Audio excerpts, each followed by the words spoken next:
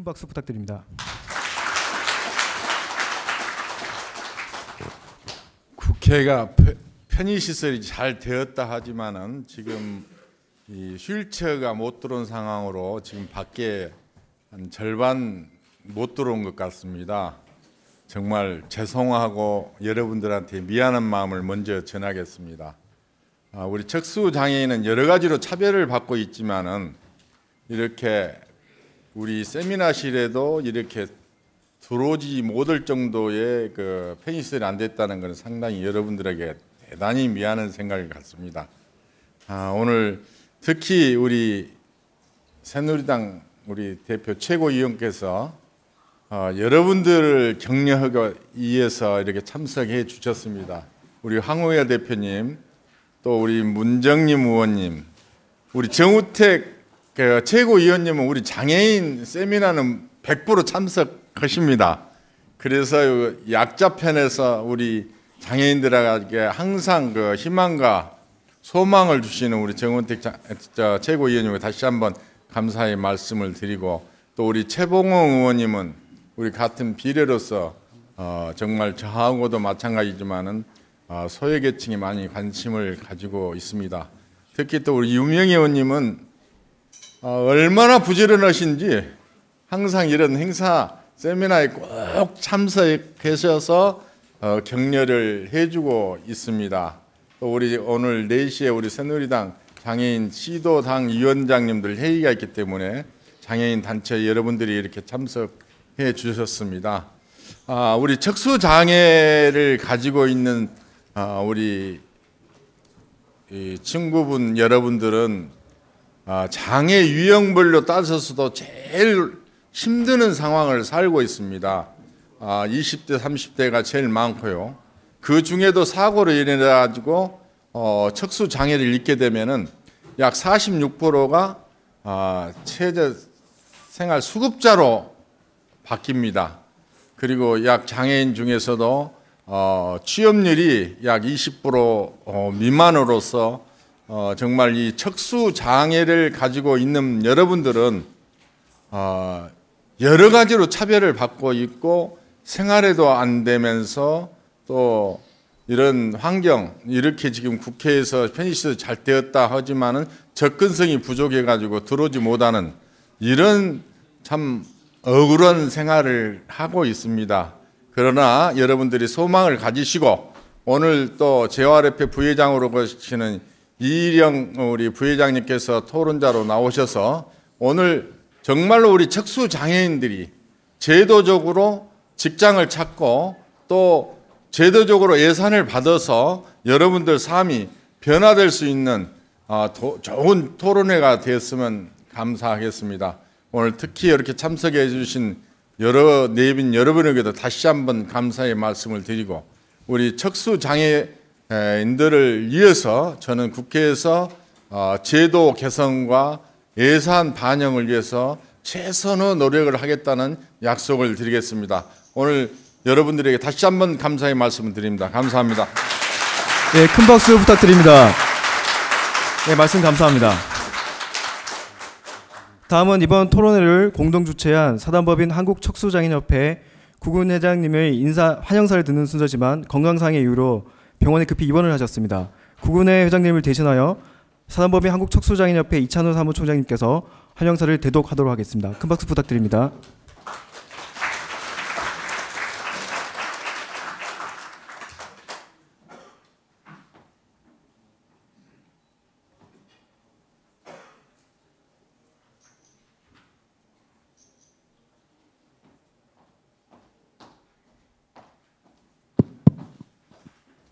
예, 반갑습니다. 밖에 그 봄을 재촉하는 비가 내려서 굉장히 운치가 있는 날입니다. 하지만 이 비는 척수장애인에게는 그렇게 반갑지 않습니다. 아마 전국에서 이렇게 우리의 염원을 표하기 위해서 이렇게 올라오시는 회원님께 감사 말씀드리고요. 그리고 늘 TV에서 많이 뵀던 그 위원님들, 대표님들 뵙게 돼서 너무너무 반갑습니다. 오늘 회장님께서 꼭 참석을 하셔야 되는데 갑자기 그 욕창이 생기시고 수술을 하셔서 오늘 참석을 못하셨습니다. 이런 것들이 우리에게는 참 그렇게 낯이 익은 그런 일들은 아닙니다. 척수장애인들은 항상 그 건강에 대해서 문제가 많고 아까 그 김연호 의원님께서 말씀하신 것처럼 경제적인 문제 여러 가지 문제들이 많습니다. 오늘 그 귀한 시간에 척수장애인들의 문제와 향후 어떤 그 대책에 대해서 간이 논의하고 고민하는 시간이 되었으면 좋겠습니다. 오늘 참석하지 못하신 회장님을 대신해서 회장님의 말씀을 전해드리도록 하겠습니다. 꿈과 비전, 성공을 희망하는 3월을 맞이하여 일상의 삶을 위한 척수장애인 재활이라는 주제로 정책 토론회를 개최하게 되었습니다. 본 토론회를 개최하도록 도와주신 김정로 의원님과 준비를 위해 애쓰신 의원실과 협회의 직원 여러분, 그리고 보건복지부, 고용노동부 등 많은 분들에게 감사의 말씀을 드립니다. 연초에 사각지대 장애인인 척수장애인의 사회복귀 재활과 직업재활에 대한 논의는 아주 시의적절하다고 생각을 합니다. 등록장애인 수 기준으로 각각 3,000명, 9,000여 명에 불과한 안면장애, 간질장애와 달리 우리 척수장애인의 수는 추정되는 수가 최소 7만여 명이 됩니다. 그럼에도 불구하고 척수장애는 우리나라 15개 법정 장애 유형에는 포함되어 있지 않습니다. 척수장애인은 대다수가 왕성한 사회활동을 하던 중에 교통사고나 낙상사고 등으로 한순간에 장애를 입고 생활이 크게 바뀌게 되는데 이러한 중도장애는 신체적, 정신적 박탈감에 사회복귀의 어려움을 겪게 됩니다. 더군다나 대다수가 1급 중증 장애로 감각, 운동 기능 상실로 인해 욕창, 배뇨, 배변, 성기능 문제 등 후유증과 당뇨, 혈압 등의 합병증에 노출되어 평생을 의료기관에 의존하여 생활하고 있습니다. 하지만 정말로 안타까운 것은 개인적인 노력과 열정만으로 사회복귀를 해야 하는 우리나라의 현실입니다. 척수장애에 맞는 사회재활 서비스 부족으로 인해 퇴원 후에도 일상으로 복귀가 어렵거나 장기간 시간을 낭비하는 결과를 가져와 척수장애인과 그 가족의 사회적, 경제적 어려움은 가중시켜 왔습니다. 원활한 사회생활을 위해서는 몸에 맞는 고가의 이동용 보장구, 각종 의료 보조기구 등의 추가 비용 발생으로 이중의 경제적 어려움을 겪고 있습니다.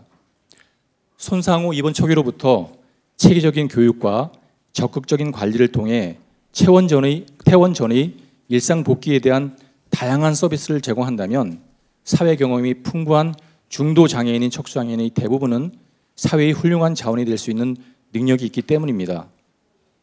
현재 척수장애인 재활지원센터를 통하여 미약하나마 사회복귀를 지원하는 일을 하고 있지만 예산 부족으로 전국적으로 통일된 지원을 하지 못하는 현실이 너무너무 가슴이 아픕니다.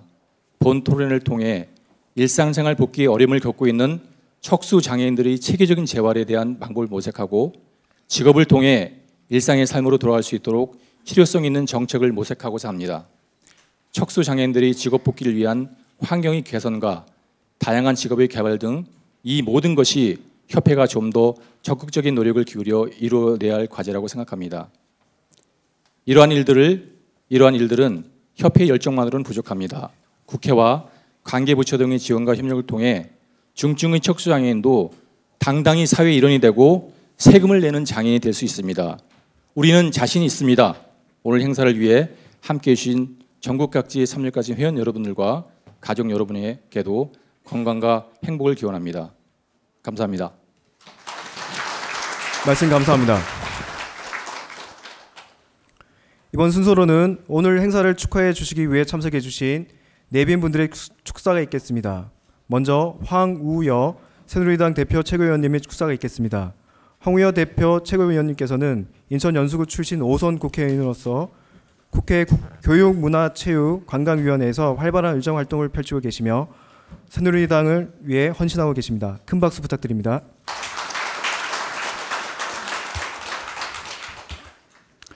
척수장애인을 위한 재활 문제를 세미나에서 다루게 된 것을 시적절한 아주 중요한 기회라고 생각을 합니다. 특별히 우리 김정로 의원님 너무 수고 많으셨고 오늘은 지금 갑작스러운 치료로 나오시지 못한 구군의 회장님을 비롯한 여러 회원님들께 존경과 감사의 말씀을 드립니다. 또 오늘 학술적인 심도 있는 토론을 해주실 여러 전문가분들에게도 큰 기대를 해봅니다. 7만 명이 넘는 데는 우리 척수장애인이 조금 전에 우리 총장님 말씀하셨듯이 여러 가지 특성이 있는데도 불구하고 일반적인 지체장애인으로 분류되는 현 법제 하에서는 많은 권익과 또 활로를 찾기에 너무 힘이 듭니다. 그래서 이러한 문제를 오늘 잘 좀 말씀을 해주시면은 당에서는 적극적으로 뒷받침하겠습니다. 그리고 척추장애인 재활센터가 아주 절실한데 이것도 수도권의 4개 시도에만 모여 있다고 해서 특히 지역에 계신 오늘 전남에서도 오셨는데 이런 어른들이 얼마나 불편하실까 생각할 때 이 부분에 대해서도 국가의 대폭적인 새로운 개선이 필요하다고 생각을 합니다. 저도 우리 지역에 장애인들이 아주 많으세요. 그래서 재활병원을 데려왔어요. 우리 정희성 우리 회장이 와 계신데 하도 저를 장애인의 얘기를 제 친구기 때문에 많이 해서 재활병원을 세웠어요. 그런 병원이 이제 차근차근히 전국에 다 세워질 텐데 일반 병원하고 재활병원은 아주 천양지 차이로 다릅니다. 마찬가지로 모든 구조를 그 장애 부문마다 우리가 세밀하게 다 대응해서 정책도 세우고 배려를 해야만 될 것입니다.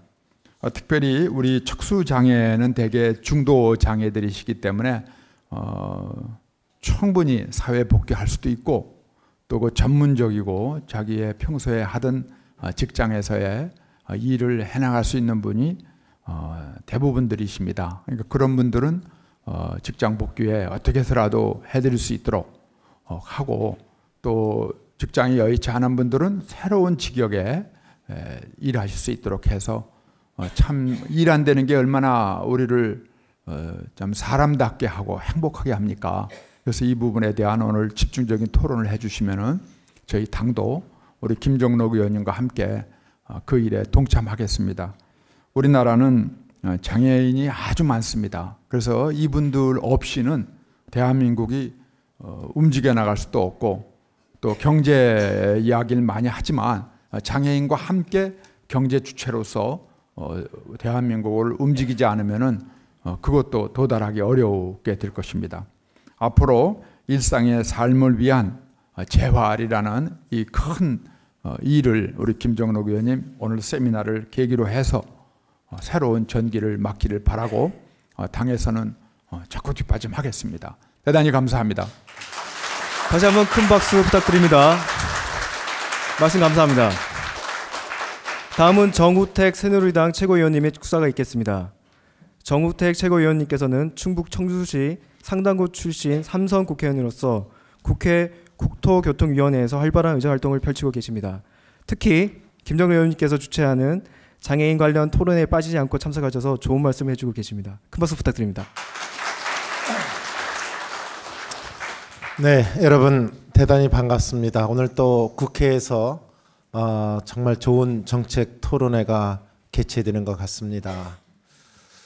우선 오늘 이 세미나를 개최해 주신 우리 김종록 의원님, 우리 새누리당의 정말 보배 의원이십니다. 우리 새누리당의 장애인 위원장을 맡고 계시면서 또 보건복지위원으로서 또 우리 장애인의 여러 가지 관련된 장애가 되는 법을 개정하고 또 새로운 법을 제정하는데 또 정책을 세우는데 우리 여당인 새누리당을 대표하시는 그런 의원이십니다. 벌써 제가 알기로만 해도 지금 한 너댓 차례 벌써 우리 장애인을 위한 토론회를 개최해주고 계신데 여러분 오늘 우리 김종록 의원님 국회에서 우리 어려운 장애인들을 위해서 더 많은 일을 해줍사 하는 의미에서 여러분 건성건성이 아니라 열렬한 박수 한번 크게 부탁을 드리겠습니다. 네, 고맙습니다. 또 오늘 제가 이 자리에 와보니까 역시 우리 여러분 어려운 때는 백지장도 맞들면 낫지 않습니까? 우리 국회의원들이 오늘 여기 참석하신 의원님들은 정말 여러분들을 위해서 국회에서 애쓰는 의원님들이 오늘 이 자리를 지켜주고 계시다고 저는 그렇게 생각합니다. 우리 보건복지위원회에서 우리 재활의학과 의사 선생님이시죠? 우리 문정님 의원님 이렇게 늘 어려운 사람들을 위해서 이렇게 도와주고 계시고, 또 우리 최봉홍 의원님, 우리 항만노조 위원장도 하신 우리 최봉홍 선배님 이렇게 늘 어려운 분들 위해서 이렇게 같이 자리해주고 계십니다.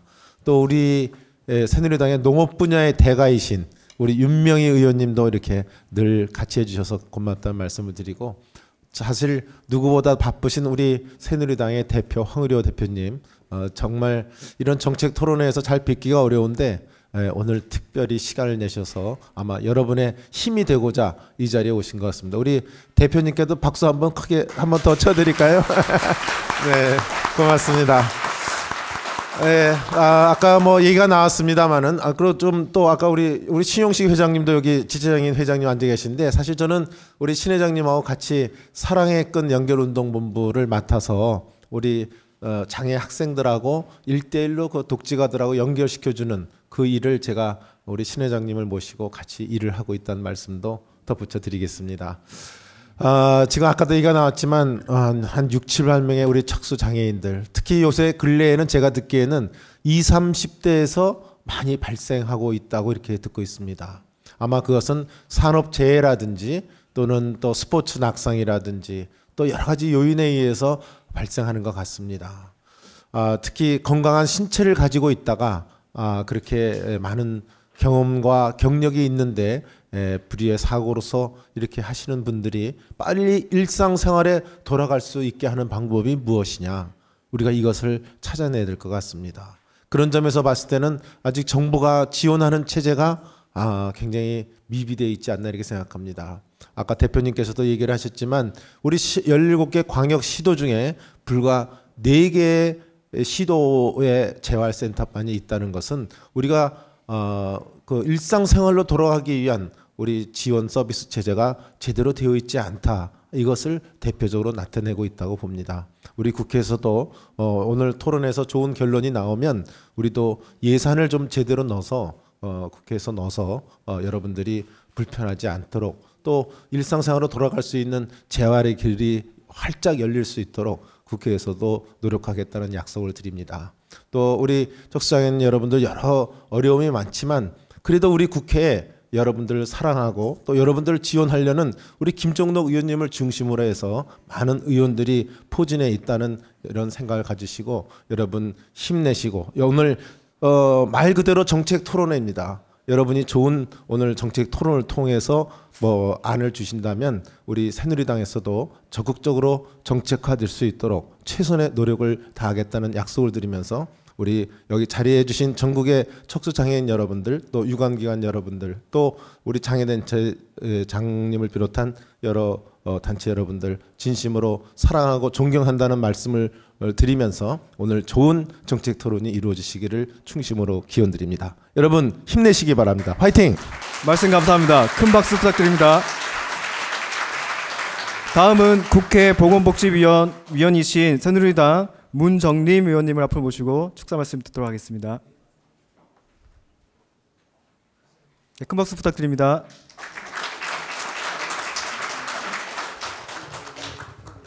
예, 황의원 대표님 또 정우택 최고위원님께서 이렇게 축사 말씀을 해주시는데 제가 연이어서 나오게 된 것이 너무 송구스럽습니다. 제가 축사를 한다기보다는 저는 이제 재활의학을 전공했던 재활의학 전문의로서 여러분들을 뵙게 돼서 너무 반갑다는 말씀 드리고요. 또 인사 말씀 드리기 위해서 나왔습니다. 말씀하셨듯이 이제 오늘 척수장애인을 위한 이제 정책 토론회가 되겠는데요. 김정록 의원님께서는 이제 보건복지위에서 같이 2년 동안 일했습니다. 워낙 열심히 하시기도 하고 또 인품도 너무 좋으시고 그래서 항상 동료 의원님으로서 제가 정말 마음을 의지하고 지내고 있습니다. 또 예결소위 활동을 같이 하고 있거든요. 근데 복지비 예산이 1년에 뭐 46조 되면 복지 예산이 한 뭐 36조, 그다음에 보건의료 예산이 한 10조 정도 되는데요. 대부분 예산에 있어서 여야 간에 이론이 많은 것이 있고 많지 않은 것이 있습니다. 근데 복지, 특히 장애인을 위한 복지 이 부분에 있어서는 사실 이론이 크진 않습니다. 그럼에도 불구하고 섬세한 부분에 들어가면 굉장히 예산을 지키기 위해서 노력해야 되는데 하여튼 김정록 의원님이 굉장히 열심히 하셨고요. 저도 거기에 아는 만큼 또 힘을 보태고자 노력했습니다. 그래서 당에서나 국회에서 장애인 여러분에 대한 사랑과 지원하고 있다는 말씀을 드립니다. 그리고 또 구체적으로 말씀드리자면 척수장애인은 여러분이 알고 계시다시피 가수 중에는 또 강원래 씨, 또 서울대 교수님 중에 또 학생들 이끌고 또 수학여행 하다가 교통사고로 다치셨는데도 불구하고 사지마비가 있으시면서 교수 활동을 하고 계신 또 이상목 교수님 계시고 또 재활의학 전문이신데 사지마비가 되었지만 휠체어를 타시면서 또 진료를 하시는 전문의 교수님도 있습니다. 이렇듯이 척수장애인들은 사지마비, 하지마비와 같은 지체장애가 오고 또 배변장애, 배뇨장애 여러 가지 불편이 있으시지만 지적인 부분 또 삶에 대한 의지 이런 것들은 누구보다도 강하시기 때문에 사실은 의료적인 재활을 넘어서서 교육재활, 직업재활, 사회재활을 이루는데 정말 큰 일을 하실 수 있는 분들입니다. 그럼에도 불구하고 의학적인 부분, 직업적인 부분, 또 뭐 예산적인 부분 이런 부분에 있어서 일부 지원이 필요한 부분이 많이 있습니다. 그래서 여러분의 그런 역량 또 의지를 꺾지 않을 수 있도록 그런 지원이 이루어질 수 있도록 구석구석에서 노력하겠다는 말씀을 드립니다. 고맙습니다. 네, 말씀 감사합니다. 큰 박수 부탁드립니다. 마지막으로 최봉홍 국회의원님 혹시 한 말씀 부탁드려도 될까요? 부탁드리겠습니다. 한 말씀 해주시죠. 예, 알겠습니다. 바쁘신 일정으로 인해 참석하지 못하셨지만 서면 축서를 보내주신 강창희 국회의장님, 홍문종 새누리당 사무총장님, 유재중 보건복지위 간사님, 방하남 고용노동부 장관님, 이영참 보건복지부 차관님께 감사의 말씀을 드립니다. 이것으로 일상의 삶을 위한 척수장애인 재활정책토론회 일부 개식을 마치도록 하겠습니다. 네, 감사합니다. 척수장애인들이 직업을 통해 일상의 삶으로 돌아갈 수 있도록 정책 방안을 모색하는 오늘 토론회의 진행을 이끌어 주실 자장님을 소개해 드리겠습니다. 이일영 한국장애인재활협회 부회장님이십니다.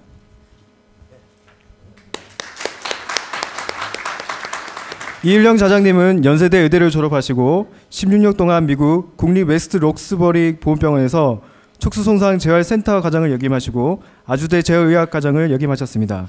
현재는 한국장애인재활협회 부회장님으로 활동하고 계시며 푸르메 어린이 재활병원 건립자문위원장으로도 활동 중이십니다. 이일영 자장님께 다시 한번 큰 박수 부탁드립니다.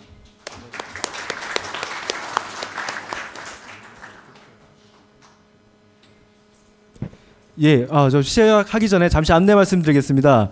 지금 앞에 지금 자리가 좀 있습니다. 앞으로 그 휠체어를 앞으로 좀 이동해 주셔서 뒤에 분들도 좀 들어오실 수 있게끔 자리를 좀 안내해 주시면 감사하겠습니다. 직원분들 좀 도와주시기 바랍니다.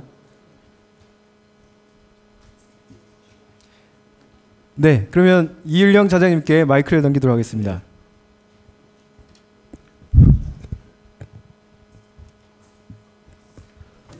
예, 방금 소개받은 이일영입니다. 늘 느끼는 것이지만은 일부 순서 끝나면은 우리 의원님들께서 쫙 빠져나가시는데 여기 남아 계신 의원들 대단히 감사합니다. 오늘 저희들이 정책 토론회를 하는데 두 사례 발표가 있을 것이고 그 다음에 이 주제 발제를 하실 건데 발제를 하시고 그 다음에 네 분이 토론을 하십니다. 그러니까 이 1시간 동안에 7분이 지금 여기서 말씀을 하시게 되는데 이 좌장으로서 가장 중요한 책임이 시간 지키는 거거든요. 이 1시간 내에 끝내야 되는데 각 연사마다 발표는 시간이 정해져 있습니다. 그 시간을 정확하게 지켜주셔야지 나중에 우리가 같이 토론할 수 있는 시간을 가질 수 있게 될 겁니다. 우선 사례 발표를 두 분 하실 텐데 그 사례 발표하시는 분들은 한 분당 5분씩입니다. 5분 내에 사례 발표를 해주시고 그 우리 여기에 나와 있는 이 텍스트에 나와 있는 이 여기 중에서 가장 그 핵심되는 부분을 말씀해 주시면 될 것 같습니다. 그리고 그다음에 우리 주제 발제를 하실 이찬우 이 사무총장께서는 15분을 발당하실 것이고 나머지 토론자분들은 10분씩 배당을 받았습니다. 그러니까 모든 말씀들을 자기 주어진 시간 내에 끝내시도록 한번 노력해 주시길 바랍니다. 그러면 시작을 하겠습니다. 우선 그 두 사례 발표, 첫 번째 사례 발표를 한국장애인고용공단 일산직업능력개발원의 직업지원처 처장으로 계신 이효성 처장께서 첫 사례를 발표해 주시겠습니다. 네, 안녕하십니까. 한국장애인고용공단 일산직업능력개발원의 이효성 처장입니다. 시간이 5분밖에 없기 때문에 요점 중심으로 간단하게 발표를 드리겠습니다. 먼저 척수장애가 뭐 어떤 것인지는 잘 아실 겁니다. 근데 저희가 지체장애 유형에 합해져서 있기 때문에 어떤 독특한 특징을 보고 이제 사회에서 바라보지는 않았지만 이제 척수장애라는 것은 또 독특한 특징을 가지고 있는 것으로 보여집니다. 먼저 후천적으로 척수가 손상되는 비율이 96.3%로 압도적으로 높다는 부분, 그리고 20대, 30대 청년층 발생 비율, 그다음에 산업재해 비율이 매우 높아서요. 그 일자리랑 많은 연관이 있습니다. 그리고 높은 학력 수준, 그리고 이제 15개 우리나라에선 장애 범주가 있지만 거기에 포함되어 있지 않기 때문에 기초 통계가 좀 미비한 부분이 있습니다. 그래서 이런 부분들을 이제 경제 상태랑 연결해 보면요. 전체 지체 장애인이랑 비교해 봤을 때 그 척추 손상 후 고용률이 23.3%로 어떤 지체 장애인의 절반 수준밖에 되지 않는 그런 부분이 있기 때문에 직업적으로 보다 중증이라고 볼 수가 있겠고요. 손상 후에 기초 수급으로 이렇게 되는 비율이 매우 높아서 이제 그런 것이 특징으로 나타나고 있습니다. 그러나 이제 그 취업으로 그 직업재활 이용 경험이 13.2%로 매우 열악한데요. 척수 손상 기간이 짧을수록 직업재활을 원하는 비율이 높은 것으로 나타나고 있습니다. 근데 이렇게 직업재활 서비스를 이용하지 못하는 이유로는 그 척수장애인을 위한 전문적인 재활 서비스 제공 기간이 부족하다라는 응답이 63.6%로 많이 나타나고 있는 실정입니다. 그렇다면 이제 20년 전에 이제 저희 그 장애인 공단이 생겨서 여러 가지 노력들을 했는데 척수장애인 관련해서 어떤 노력들을 했는지 조금 살펴봤는데요. 먼저 3가지 부분의 노력을 했습니다. 그래서 직업 영역 개발 부분, 직업 훈련 실시 부분, 이제 연구 보고서 발간 이런 노력들이 있었습니다. 그래서 각각을 좀 살펴보고 시사점을 알아보면요. 먼저 그 척수장애인 중심으로 저희가 그 콜 업무 그 2004년도에 정부 부분 그 직업개발 사례를 할 때 정보통신부 CS 센터를 중심으로 해서 이제 척수장애인이 들어간 사례가 있었는데요. 이분이 이제 입사를 하실 때 정보통신부에 여성 장애인용 화장실조차가 없었습니다. 그래서 이분을 받아들이면서 화장실을 만들고 이렇게 해서 전화 민원 응대 업무로 들어갔었는데요. 장애 특성상 이러한 업무를 수행하는 데는 아무런 문제가 없었습니다. 다만 원거리 출퇴근이라든지 이제 보조공학적 부분 이러한 것들이 나타났었는데 직무 수행 능력상에는 아무런 문제점이 없어서 이렇게 채용이 되신 경우였고요. 그다음에 이러한 부분들이 좀 응용이 돼서 2006년도에는 CJ 홈쇼핑 홈쇼핑 컨설턴트 직무라고 해서 재택에 집에 어떤 사무 환경을 다 보조공학 자금을 활용해서 다 차려놓고 할 수 있는 콜 상담을 하는 업무로 들어갔는데 이때 많은 척수장애인 분들이 이제 가정에서 출퇴근의 제약을 극복하고 일할 수 있는 그런 긍정적인 기회를 좀 봤습니다. 그래서 뭐 지금 척수장애가 있다 하더라도 그 지능적인 부분이라든지 컴퓨터 다루시는 부분에는 문제가 없기 때문에 지속적으로 이제 이러한 직무는 확대 추세가 있습니다. 그래서 정부 공공 영역의 이런 부분을 확대가 되고 있고, 그다음에 재택근무 시스템을 통해서 NH 홈쇼핑이라든지 CJ 홈쇼핑이라든지 그다음에 기타 자회사형 표준 사업장 을 중심으로 이렇게 취업처가 확대되어 가고 있고, 공단에서는 맞춤형 교육을 실시하고 있습니다.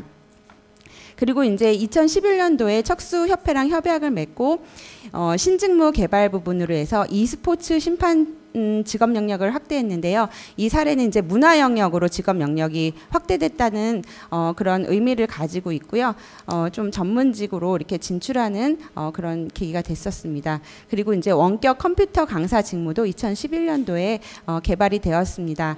하지만 이제 이러한 직무들이 안착되기 위해서는 더 많은 지원과 노력이 필요한 것으로 보여지고 있고요. 그다음에 이제 아울러 그 저희 공단 산하 5개 직업능력 개발원이 있는데요. 2008년부터 2011년 6월까지 그 한국장애인공단 대구 직업능력개발원에서 척수장애 특화 전공과를 운영했습니다. 그래서 총 21명이 입학해서 그 취업을 원하는 16명이 전원이 취업이 됐는데, 취업을 원하지 않으셨던 분은 기초생활보호에서 이제 의료 혜택이라든지 이 부분을 포기할 수 없었기 때문에 취업을 원하지 않았다고 합니다. 그래서 교육 내용을 좀 살펴보시면요. 먼저 그 기본적인 직무 훈련 외에 동료 상담을 통해서 척수장애 1급을 가지신 특화 교사님께서 뭐 성격 관리, MBTI 등 전문 상담이나 척수장애인 그 결혼, 성육아 등에 대한 전문 상담, 그리고 그다음에 여러 가지 그 필요한 스트레칭이라든지 운동까지 종합된 특별 프로그램을 병행적으로 직업 훈련과 아울러서 운영을 했고요. 그다음에 척수장애인을 위한 안성맞춤 보조공학기기 지원, 그다음에 그 척수 장애를 가지고 또 공단에서 일하시는 선배님들이 있습니다. 그런 분들을 중심으로 선배와의 만남 상담을 실시하고, 그다음에 관련 사례를 이제 이렇게 언론 홍보하는 이런 과정을 다 거쳤는데요. 그 취업 후 16분이 이제 훈련 후에 다 취업이 되셨는데, 주로 이제 3군데로 크게 나눌 수가 있겠습니다. 먼저 첫 번째로는 자회사형 표준 사업장이라고 해서 대기업이 이제 그 장애인 전문 회사를 세워가지고 거기에 시설을 갖추어 놓고 장애인을 뽑는 경우인데요. 포스위드라고 해서 포스코에서 운영하는 자회사형 표준 사업장 부분에 진출하셨고요. 그다음에 또 장애인 표준 사업장인 주식회사 박스뱅크 평안에 진출을 하셨고, 그다음에 재택근무 등의 취업을 하신 사례가 있습니다. 주요 직종으로는 사무직, 콜센터 상담원, 웹디자이너, 사무보조원, 행사 이벤트 기획자, 그리고 회계사무원, 편집 디자이너 등 다양했습니다. 그리고 아울러서 저희가 그 2011년까지 운영을 하다가 이 척수 특화과를 폐지를 했는데, 그 이유는 좀 아이러니하게도 이렇게 지원자가 많이 없었다라는 사례가 있습니다. 그렇지만 그 이후에 저희가 갖고 있는 5개 직업능력개발원에 다 확대돼서 척수장애인은 시설 다 갖추어져 있고 저희 프로그램이 있기 때문에 직업훈련을 실시하고 전액 국비로 하시기 때문에 어떤 비용상의 문제는 없습니다. 그래서 지금 보시는 사진은 작년에 일산 기금속공예과에 척수장애인 학생이 입학해서 기능경기대에 메달 따시고 취업한 사례이고요. 그다음에 NH 홈쇼핑 맞춤 훈련 후 재택근무로 취업한 사례 등등 각 5개 센터에서 훈련을 받고 계십니다. 그리고 이제 향후 확대되어야 될 척수장애인 적합직종을 연구를 통해서 이제 했었을 때 재활병원 동료 상담가, 방송 모니터링 요원, 편의시설 모니터링 요원, 작가, 영상처리 기술자, 방과후 교실 교사, 컴퓨터 프로그래머, 웹 전문가 등 다양한 직종이 되었는데요. 이러한 부분들의 적절한 훈련이 같이 병합이 되면 향후 프로젝트나 또 여러 가지들을 통해서 여러분들이 가실 수 있는 직업 영역이 확대될 것이라고 생각이 되고, 거기에 대해서 이제 공단도 적극 노력을 하도록 하겠습니다. 지금 척수장애인 관련해서 이제 직업을 통한 일상의 회복을 위해서는 이제 그 여러 가지 그 장애를 입으신 중도 장애를 입으신 척수장애인 분들도 취업하고자 하는 의지를 가지고 좀 적극적으로 노력을 해야 될 것이고요. 저희 측에서도 정보 접근성이라든지 심리적, 물리적 부분에 접근성이 더 원활해지고 또 여러분들이 더 양질의 직업에 갈 수 있는 자 간의 노력이 더 필요할 것 같습니다. 많은 그 훈련 기간에 대해서 많이 이렇게 입소를 해주신다든지 직업에 대한 많은 관심 부탁드리고요. 저희들도 계속 노력해 나가도록 하겠습니다. 예, 감사합니다. 예, 감사합니다. 이효성 처장님. 두 번째 사례는 김상인 동국사랑병원 간호부장께서 해주시겠습니다. 네, 5분입니다. 안녕하세요. 동국사랑병원 간호부장 김상인입니다. 네.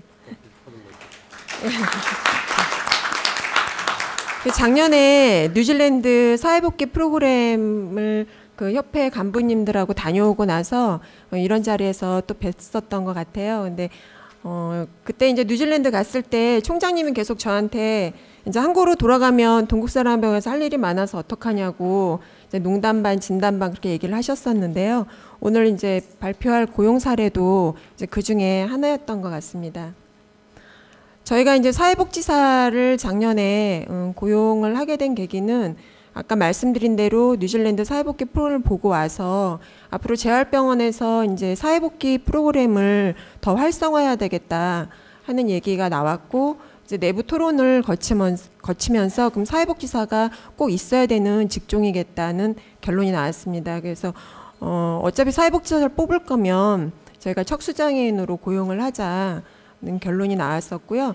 그래서 2달 동안 공고를 했는데 병원 홈페이지나 이제 협회 홈페이지를 통해서 공고를 했습니다. 근데 뭐 지원자가 한 2-3분 정도밖에 안 되셨었어요. 그래서 제가 이제 2가지 좀 깨달은 것들이 한 가지는 홈페이지를 잘 안 보시는구나 하는 걸 좀 깨달았었고 한 가지는 또 이렇게 많이 직업이나 어떤 경제적인 문제들을 해결하려고 하는 부분들에 대해서 많이 찾지를 않으시는구나 하는 그런 것들을 좀 알 수가 있었습니다. 그래서 작년 10월 달에 저희 이제 몇 명의 면접을 통해서 저희 이제 장 선생이 장석진 사회복지사가 뽑히게 됐습니다. 이제 뉴질랜드에서 제가 직업재활 부분을 굉장히 크게 많이 거의 충격을 받다시피 하고 견학을 하고 왔었는데요. 직업복귀율이 53%라는 것을 보고 굉장히 놀랐었습니다. 그리고 그중에 60% 원직장 복귀이기 때문에 거의 척수손상인의 한 30%가 원래 하던 직업으로 직장으로 가고 있는 것을 볼 수가 있었습니다. 이렇게 이제 임상병리사 같은 경우는 앉아서 한 일이니까 뭐 할 수 있을 거라고 생각이 들었었는데요. 이렇게 뭐 배를 탄다거나 저런 일들을 이렇게 할 수 있다는 것은 제가 이제 가서 보고 굉장히 많이 놀랬었고요. 그리고 그 호스텔에서 봤었던 자립생활 코치, 또 휠체어 세팅하는 데서 일하시던 저런 분들하고요. 그리고 또 도서관에서 디자인을 하고 홍보나 마케팅을 하고 계셨던 저런 분들을 보면서 재활병원에서 그리고 그 근처에 있는 분들이 그 중도장애를 입고 계시면서도 일을 하고 계신 분들을 보여주는 것, 많이 보게 되는 경험을 하는 것, 이런 것들이 굉장히 중요하구나 하는 생각도 하게 됐었습니다. 저희가 작년에 이제 병원과 어떤 연구소와 결합해서 또 진행했던 사업 중에 설문조사 사업을 한 가지 했는데요. 척수 손상인을 한 143명 정도 대상으로 해서 직업을 손상 전후를 좀 조사한 것들이 있었습니다. 근데 손상 전에 한 70% 정도 직업이 있으셨던 분들이 손상 후에는 한 80%가량 직업이 없어지시는 걸 볼 수가 있었고요. 그리고 월 평균 가구 소득도 50만 원에서 500만 원까지 놓고 봤을 때 완전히 반대로 그래프가 변화되는 것을 볼 수가 있습니다. 저런 부분을 이제 또 한 가지 볼 수 있는 게 월소득이기 때문에 그 척수 손상인이 7만 명이라고 했을 때 1인 뭐 한 가구당 4명 가족으로 계산한다 하더라도 24만 명 정도가 경제적 어려움에 이제 와닿게 되는 그런 상황이 되는 것이죠. 그리고 개인 소득도 저렇게 200만 원에서 250만 원까지 좀 높으셨던 분들이 50만 원 이하가 60% 정도까지 저렇게 결과가 되는 상황을 저희가 설문조사에서 볼 수 있었습니다. 저희가 재활병원에서 원하는 서비스를 봤을 때도 재활의 전반적인 상담이 가장 컸고요. 그리고 자립생활 훈련이나 일상생활 훈련, 그리고 취업 알선 등으로 그렇게 이제 이후의 경제적인 문제나 직업적인 문제에 굉장히 고민들을 많이 하시는 걸 볼 수가 있었고요. 그리고 희망 직종을 봐도 전문직이나 기술직, 사무직, 뭐 서비스직 이런 것들을 많이 희망하시는 것을 볼 수가 있었습니다. 저희 이제 채용된 이제 장석진 사회복지사인데요. 주로 이제 사회복지사 업무는 그 환자들 초기 면담과 그리고 병원 생활을 하면서 이제 주로 이제 면담입니다. 상담과 면담 위주로 하고 있고요. 그러니까 병실에 가서도 이제 환자를 만나고 치료실에 가서도 만나고 또 직원들과도 의사소통을 하면서 환자한테 어떤 것이 필요하고 병원 생활 이후에는 또 어떤 것을 준비해야 하는지 그런 것들을 그렇게 병원에서 이제 활동을 하고 있습니다. 뭐 사진 잘 보이시는지 모르겠는데요. 저렇게 일상생활 훈련실 가서 굉장히 저희들보다 환자분들이 친숙하게 느끼세요. 그런 차이점들이 또 있더라고요. 그래서 환자분들하고 굉장히 잘 지내는 모습을 볼 수가 있습니다. 직원들하고 저렇게 이제 회의도 하고 저희가 이번 달 말에 바자회를 하거든요. 그래서 그런 거 준비하는 회의들도 하고 있고요. 수가로는 인정이 되고 있지 않은 게 어떤 사회복귀 프로그램을 하거나 가정 방문까지는 수가가 인정이 되는데요. 아우팅, 그러니까는 외부에 나가서 저렇게 환자를 한두 명을 데리고 나가서 하는 활동은 수가 책정이 안 돼 있습니다. 그래서 저건 이제 자발적으로 장 선생과 병원의 어떤 의지를 가지고 하는 일들인데요. 이제 나사렛대학교 방문을 해서 진학 부분을 좀 같이 고민도 해주고 또 강의실도 같이 보고 그리고 또 일산의 럭비 팀들을 찾아가서 휠체어 럭비 하는 모습들을 보고 같이 견학하고 그런 모습들입니다. 근무하면서 이제 힘든 점들은 여러분들 다 아시겠지만 이제 대소변 관리죠. 그래서 대변 뭐 관리가 이제 뭐 밤에 안 되면 이제 아침까지 넘어오기도 하고 그래서 조금 출근 시간이 지연되거나 이런 문제점들이 좀 있었습니다. 그래서 출퇴근 시간 관리로 인해서 이제 일산으로 이사를 좀 하게 됐고요. 그리고 외부 활동이나 본인이 이제 강의를 하고 다니는 또 부분들 때문에 근무 시간에 대한 문제는 좀 탄력적으로 근무 시간을 조정하면서 주말이나 아니면 저녁 시간에 조금 더 환자들을 만나고 있습니다. 그리고 뭐 경제적인 문제는 아시겠지만 직업을 갖게 되면서 혜택을 받던 것들 못 받게 되는 것들이 있더라고요. 그래서 그런 것까지 계산을 하자면 사실 실질적인 소득은 얼마 늘지가 않은 거예요. 그래서 그런 문제들이 있고 또 병원 내에 이제 시설에 구조적인 문제들이 있는데 저희가 간호사실 같은 경우는 스테이션을 저렇게 다 잘라서 휠체어 높이로 옛날에 다 만들었는데요. 이제 뭐 접수대나 뭐 병원 식당 이런 데는 아직 좀 높아서 지금 인포메이션 같은 경우는 이번 달에 이제 공사를 할 예정입니다. 휠체어 높이로 또 환자들을 생각해서도 저희가 인포메이션 높이는 좀 낮출 예정이고요. 제가 이제 요번에 요거를 이렇게 짧게나마 준비하면서 작년에 그 설문조사했던 걸 다시 보니까 중도장애인들이 직업을 갖고 일을 할 때 가장 중요한 것 중에 하나가 동료와 상사의 지지와 격려더라고요. 저도 이제 5개월 동안 얼마나 격려하고 지지했는지 좀 반성하는 계기가 됐고요. 좀 외모가 많이 이렇게 튀는 외모니까 여러분들도 보시면 많은 격려와 지지 부탁드립니다. 네, 감사합니다. 예, 감사합니다. 김상인 간호부장님. 비교적 시간을 잘 지켜주시고 또 좋은 사례 발표해 주셔서 감사합니다. 이제 발제를 하시겠는데 우리 이찬우 사무총장께서 발제 15분 동안 해 주시겠습니다.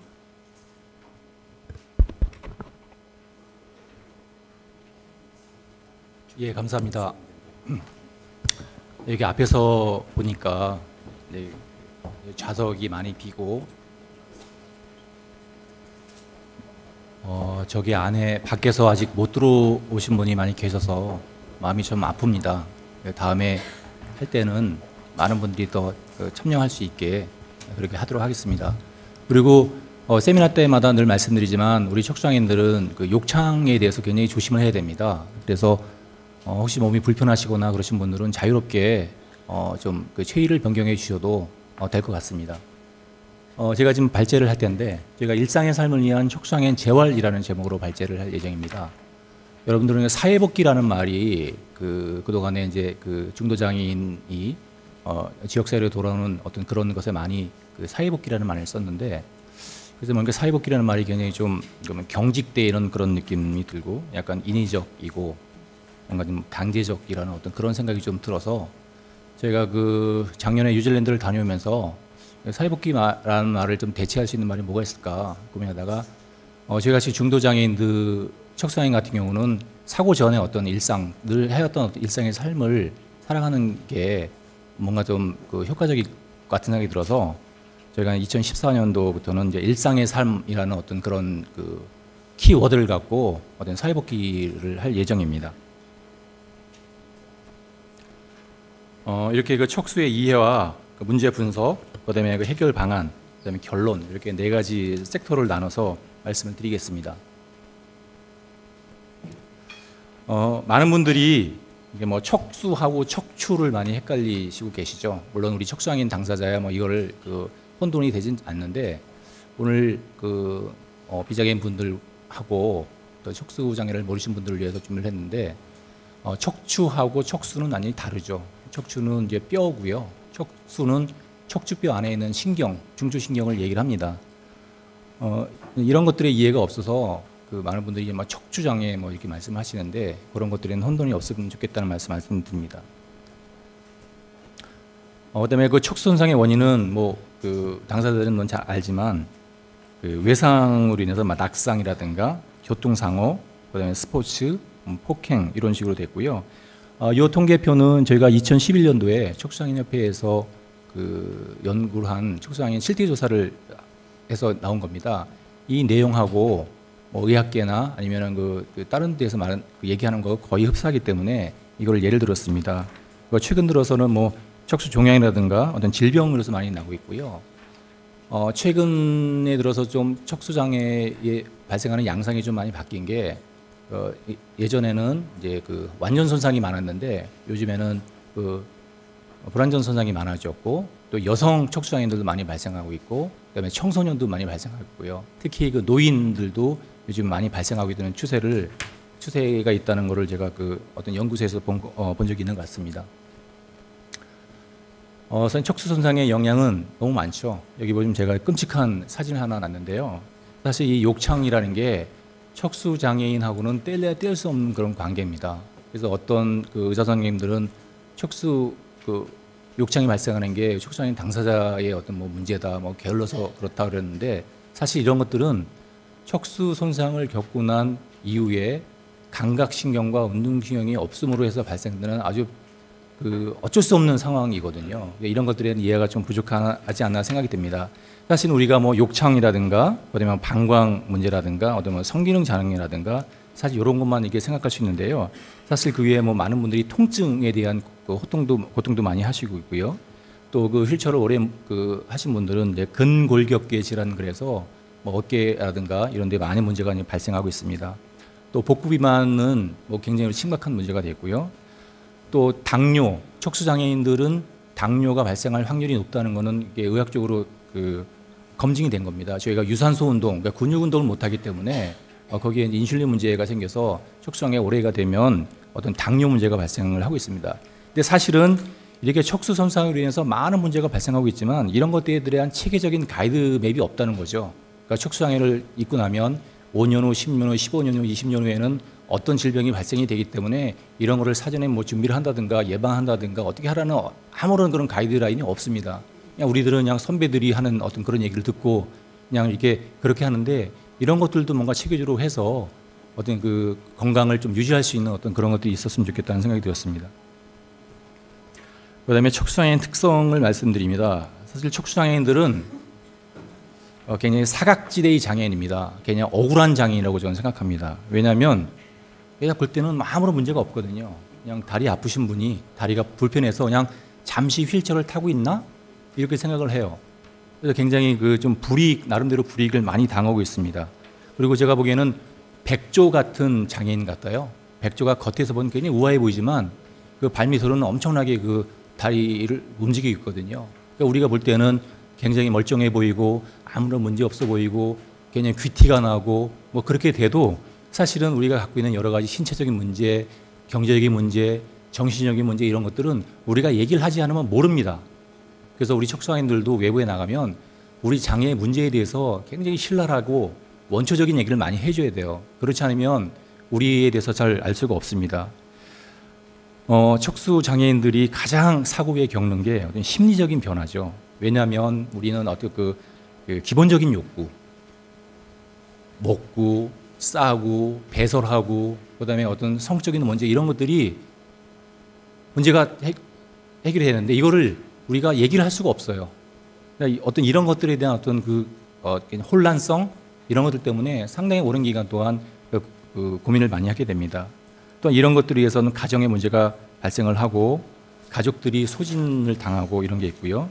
또 장애인들은 일반적인 어떤 경제 부담 이외에 저희 척수장애인 같은 경우는 뭐 휠체어, 그다음에 뭐 여러 가지 그 방서, 그다음에 뭐 자동차 뭐 이런 것들 부가적인 어떤 그 비용이 많이 들기 때문에 경제적으로 괜히 어렵습니다. 근데 수입이 많으면 그 경제적인 문제가 해결이 되겠지만 수입도 없고 그런 것들이 필요하고 이러다 보니까 이중적인 어떤 부담을 갖게 되는 거죠. 그리고 또 장애 수용에 대해서 그냥 부정적입니다. 우리 척수장애인들이 다치고 나면 내가 장애인인지 비장애인인지 어떨 때는 비장애인이고 어떨 때는 장애인이고 막 이렇게 헷갈려서 장애 수용에 대해서 그냥 부정을 하고 있고요. 또한 그 중도장애 특성으로 갖고 있는 어떤 그 재적응 과정이 필요한데 사실 이런 것들은 굉장히 체계적이고 굉장히 시스템적이어야 되는데 우리나라는 그냥 주먹구기여서 이런 것에 대한 좀 불이익을 당하고 있다 생각합니다. 그리고 끊임없는 치료도 필요하고요. 저희가 분명히 잠재력이 있는 장애는 맞습니다. 사회 경험이 있고 직장 경험이 있고 사회성도 되게 좋지만 어떤 그런 것들을 표현할 수 없는 어떤 사회 현실 때문에 어떤 척수장애인들이 겪는 어려움이 굉장히 크다고 말씀드릴 수 있습니다.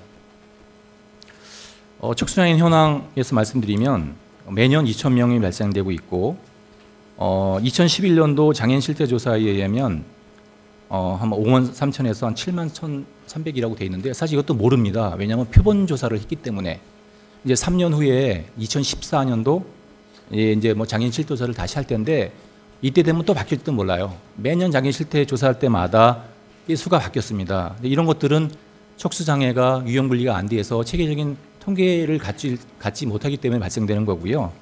매번 다른 통계치로 괜히 혼선이 많이 오게 됩니다. 그다음에 미국 척수손상센터의 어떤 통계치에 의하면 우리나라 그 통계치를 비교를 하면 우리나라의 척수장애는 한 13만 명 정도 된다고 보고요. WHO의 최근 그 정보에 의하면 한 15% 정도가 장애라고 볼 때, 그걸 볼 때는 더 많은 숫자가 척수장애 되겠죠. 근데 사실 척수장애인 수가 이렇게 왔다 갔다 할 이유가 사실 없거든요. 체계적인 관리를 통해서 하면 문제가 없는데 이 관리를 하지 못한다는 게 되게 굉장히 좀 그렇고요. 또 체계적인 관리를 못하니까 어떤 문제가 발생하는지에 대한 어떤 대처나 연구 이런 것도 좀 부족하겠죠. 아까 인사에도 말씀드렸지만 우리나라에 15개 장애 유형이 있습니다. 그 장애 유형 중에 척수장애인이 7만 명 정도로 볼 때 7번째 저희가 많습니다. 수적으로 볼 때도 굉장히 많고요. 어떤 여러 가지 특성이나 이걸 볼 때 어떤 척수장애에 대한 특별한 관리, 유형 물리 이런 것들이 필요하다고 봅니다. 척수장애인의 어떤 재활의 현주소를 말씀드리겠습니다. 굉장히 답답한 얘기긴 한데 아직까지도 척수장애에 대한 사회적 인식이 많이 부족하죠. 그다음에 제도가 미흡하고 통계가 없으니까, 그다음에 그 어떤 법적인 지지가 없으니까 굉장히 불이익을 당하고 있고, 척수손상을 입고 나면 맨 처음 병원에서 재활을 하는데 이 병원에서 재활하는 시간이 굉장히 중요하거든요. 보통 뭐 2년, 3년 이렇게 하게 되는데 이 병원에서 재활하는 어떤 기간 동안에 어떻게 하느냐에 따라서 사실은 사회복귀나 어떤 일상의 삶에 대한 그런 게 바뀌어질 텐데 아직까지는 우리나라의 어떤 그 병원의 재활 시스템이 의료적 관점보다는 의료적 관점에 더 치중되어 있어서 뭐 한 3, 4개월이면은 뭐 이렇게 그 척수 손상된 부분, 척추 이런 부분이 다 아물고 사실 그 이후에는 뭔가 사회로 나가기 위한 어떤 그런 것들에 대한 그 치료를 하거나 훈련을 시켜야 되는데 뭐 물리치료, 작업치료만 매년 하다 보니까 그 효과나 이런 것들이 많이 없는 거죠. 진짜 사회로 나가기 위해서 필요한 여러 가지 것들을 병원에서 갖춰야 되는데 아다시피 뭐 습관 문제라든가 여러 가지 문제로 지금 안 되고 있는 것들이 좀 어렵게 좀 안타깝습니다. 그리고 퇴원 후에도 준비되지 않은 어떤 지역사회, 어떤 주택개조 문제라든가 편의시설 문제라든가 이동권 문제라든가 이런 것들이 척수장애인들의 어떤 그 사회복귀 하는 문제를 굉장히 그 길을 많이 꺾어놓게 되고요. 또 다른 문제는 그 사회적인 문제죠. 그러니까 노동의 기회가 부족합니다. 우리는 일을 해왔었고 일할 수 있는 자신이 있는데 단지 휠체어를 타고 있는 장애인이라는 그 이유만으로 우리는 어떤 그 노동에서 굉장히 배제되어 있거든요. 이런 것들은 제가 볼 때는 어떤 그 국가적인 어떤 손실이라고 봅니다. 제가 이제 8월 16일 날 하셨는데요. 이건 여담입니다만은 8월 15일 날이 그냥 광복절이라서 국기를 달고 제가 그 다음 날은 조기를 답니다. 제가 8월 16일 날 다친 게 내가 다친 거는 국가적인 손해다라고 해서 제가 그렇게 다는데 아마 여러분들도 그만한 능력이 있지만 이런 것들을 사회에서 못 알아줬을 때는 그런 것에 대한 아쉬움, 안타까움 이런 것들이 많다고 봅니다. 그다음에 그 건강권 문제도 좀 있고요. 그 사회복귀의 필요성 굉장히 얘기를 많이 합니다. 척수협회에서도 뭐 거의 10년 동안 사회복귀에 대한 얘기를 많이 했고 일상의 삶으로 대한 얘기를 많이 했는데 사실 이런 것들에 대해서 많이 뭐 정부라든가 어떤 그 사회에서 많이 인지를 못하고 있는 것 같아요. 사실은 사회복귀의 어떤 필요성, 그 기대효과는 우리 말로 할 수 없을 정도로 굉장히 크죠. 그다음에 자존감, 그다음에 자신감의 어떤 생성이 되고요. 사실 우리가 평생 환자로 살아갈 수 있는 게 아니지 않습니까? 저희는 병원에서 어떤 치료를 활동하는 환자이지만 우리는 사회로 나오면은 우리는 장애인이 되는 거거든요. 근데 사회가 우리 척수 장애인을 장애인으로 인정하는 게 아니라 한 환자, 그냥 치료해야 되는 어떤 환자의 대상으로 보기 때문에 어떤 재활이 좀 가속화되지 않지 않느냐는 생각이 듭니다. 그리고 당당한 사연이 되어야 하고요. 어떤 가족 간의 관계 개선, 본연의 역할로 돌아가는 그런 것들이 필요하고 사실은 그 외국 같은 경우는 뭐 3개월 사지마비 장애인들은 뭐 6, 7개월이면 이제 그 가정으로 복귀를 하는데 우리나라는 아직까지 뭐 1년, 2년, 뭐 아직까지 뭐 있는 5년 이상 있는 데도 있습니다. 사실 이런 것들은 어떤 국가적인 비용, 의료비의 어떤 그 부담이 되는 거거든요. 근데 저는 개인적으로 이런 생각을 해봤습니다. 차라리 병원 생활을 한 6개월 정도 하고 그 이후에 필요한 한 6개월 정도의 어떤 재활에 대한 거는 개인한테 바우처라든가 이런 걸 제공해서 사회에서 어떤 사회복귀를 할 수 있는 어떤 그런 시스템이 혹시 오히려 그 같은 비용을 갖고 더 많은 효과를 낼 수 있지 않은가 이렇게 생각이 됩니다. 그다음에 제가 세금 내는 장애인을 많이 얘기하고 있는데 아직까지 사회는 장애인 그런 뭔가를 이렇게 쥐어주고 뭔가 이제 그런 걸로 끝나게 되는데 사실 그런 걸로 만족할 수 없는 장애 유형이 척수장애인이거든요. 저희는 세금을 내고 당당하게 어떤 대한민국의 국민으로서의 어떤 역할을 하고 싶은 거지 어떤 장애인의 어떤 그런 범주에 눌러있고 싶은 생각은 전혀 없습니다. 저희들한테 기회를 주셔서 우리 척수장애인들이 당당하게 세금을 내면서 어떤 국민으로서 권리와 의무를 다할 수 있게 그런 기회를 주시기 바라겠습니다. 어떤 바람직한 사회복귀 재활 체계에서 말씀드린데요. 이거는 뉴질랜드의 사례를 좀 말씀드리겠습니다. 물론 뉴질랜드하고 우리하고 어떤 그 단순 비교하고는 되게 어렵습니다. 어떤 뭐 그 복지 제도나 어떤 뭐 인구의 수나 이런 것들이 많이 다르기 때문에 하지만 뉴질랜드의 어떤 그 체계도를 통해서 분명히 개선하거나 발전할 수 있는 문제가 될 수 있기 때문에 말씀드리고요. 여기 보시면 그 회색 그레이 계통이 이제 병원입니다. 병원에서의 어떤 재활 시스템도 한국하고 많이 다릅니다.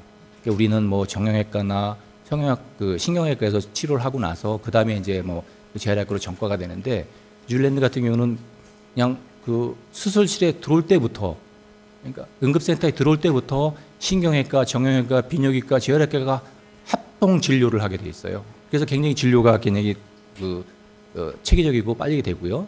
그다음에 어느 정도 그 상처가 아물게 되면 그때부터는 환자로서 그 장애인을 대하는 게 아니고 장애인으로서 대해야 됩니다. 그래서 뭐 이게 저희가 갔던 병원에서는 환자복도 안 입혀요. 일반 사복을 입히게 되고 퇴원 전 일주일 전에 그 가정하고 똑같은 구조의 어떤 호스텔이라는 걸 만들어서 지역사회에 복귀할 수 있는 어떤 그런 게 되고 굉장히 좀 놀랬던 거는 병원이라는 곳에서 어떤 그 척수장애인 협회하고의 굉장히 유기적인 어떤 그런 관계를 많이 맺어서 협회하고 어떤 그 사업도 많이 하고 그런 걸 많이 봤습니다. 어떤 이런 걸 봤을 때는 그 뉴질랜드 나라가 어떤 장애인을 보는 어떤 관점이 의료적 관점이 뭔 필요는 하지만 그 후에는 어떤 사회적 관점으로 돌아가게 되고 어떤 당사자의 어떤 적극적인 참여, 어떤 동반자로서의 어떤 그 파트너십을 갖게 한다는 어떤 그런 것들이 있고요. 이게 노란 부분 같은 게 이제 우리나라로 따지면 이제 척수장애인 재활지원센터 같은 건데요. 사실은 척수장애인은 평생을 관리하고 돌봐야 되는 장애인이거든요. 병원에서 그다음에 지역에서 계속 그 관리하고 모니터링할 수 있게 그런 것이 필요하는데, 사실 여러분 알다시피 우리나라에는 그 200개의 장애인 그 복지관이 있지만 척수 장애인 유형으로 된 건 하나도 없고요. 또 그 장애 복지관에서 척수를 특화해가지고 한 프로그램이 거의 없습니다. 그런 걸로 봤을 때는 어떤 그 각 지역마다 척수장애인 재활지원센터를 통해서 병원과 계속 유기적인 관계를 통하면서 그 척수장애인들을 지속적으로 관리하고 그들에게 계속 동기부여를 할 수 있는 어떤 그런 것들이 필요하다고 생각이 됩니다. 그래서 2010년부터 저희가 이제 척수장애인 재활지원센터를 이제 지원을 받아서 하고 있고요. 이 자리에 권익지원과의 최미 과장님 오셨는데 그쪽에서 저희 그 예산을 많이 지원해주고 있습니다. 사실 척수장애 그 장애인 재활지원센터의 어떤 필요성 아까도 말씀드렸지만은 어떤 퇴원 후에 지역사회로 돌아가는 어떤 척수장애인들을 연착륙할 수 있는 굉장히 좋은 기관이죠. 이게 없을 때는 병원에서 치료를 받고 나서 사회 나오면 그냥 툭 떨어지는 아무런 역할을 할 수 있는 기댈 수 없는 곳이 되게 많았거든요. 그나마 이제 그 4개 지역의 척수장애인 재활지원센터를 통해서 척수장애인들이 지역으로 돌아오게 되면 어떤 연착륙할 수 있는 어떤 그런 역할을 할 수 있게 됐고, 또 효율적으로 지역 안착을 하셔야 됐고요. 또 전국적으로 어떤 지역사회 복귀 어떤 평준화가 필요했었고요.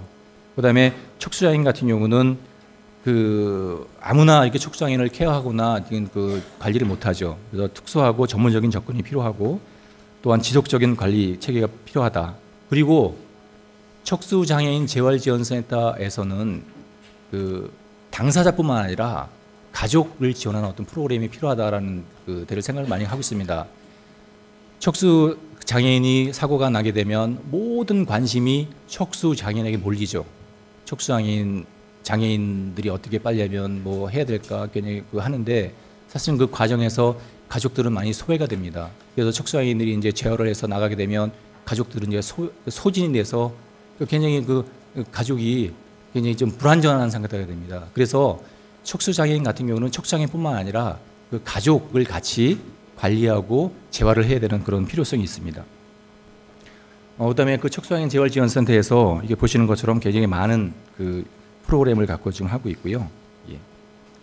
그다음에 직업에 대한 말씀을 드리겠습니다. 사실은 그 직업적 성공에 영향을 미치는 요인이라고 말씀드렸는데, 제가 이걸 좀 반어법이죠. 어떻게 하면은 잘할 수 있을까 이렇게 얘기해야 되는데, 사실 이런 것들이 척수 장애인들이 직업을 갖게 하는데 굉장히 그 불안정한 그 요소를 갖게 됩니다. 미국 같은 경우는요, 일을 하려고 하는 의지가 있으면은 어떻게든 도와주는 시스템이라고 합니다. 제가 미국을 가보지 못했지만, 그런데 우리나라는 일을 하려고 해도 도와주지 않는 그런 시스템인 것 같아요.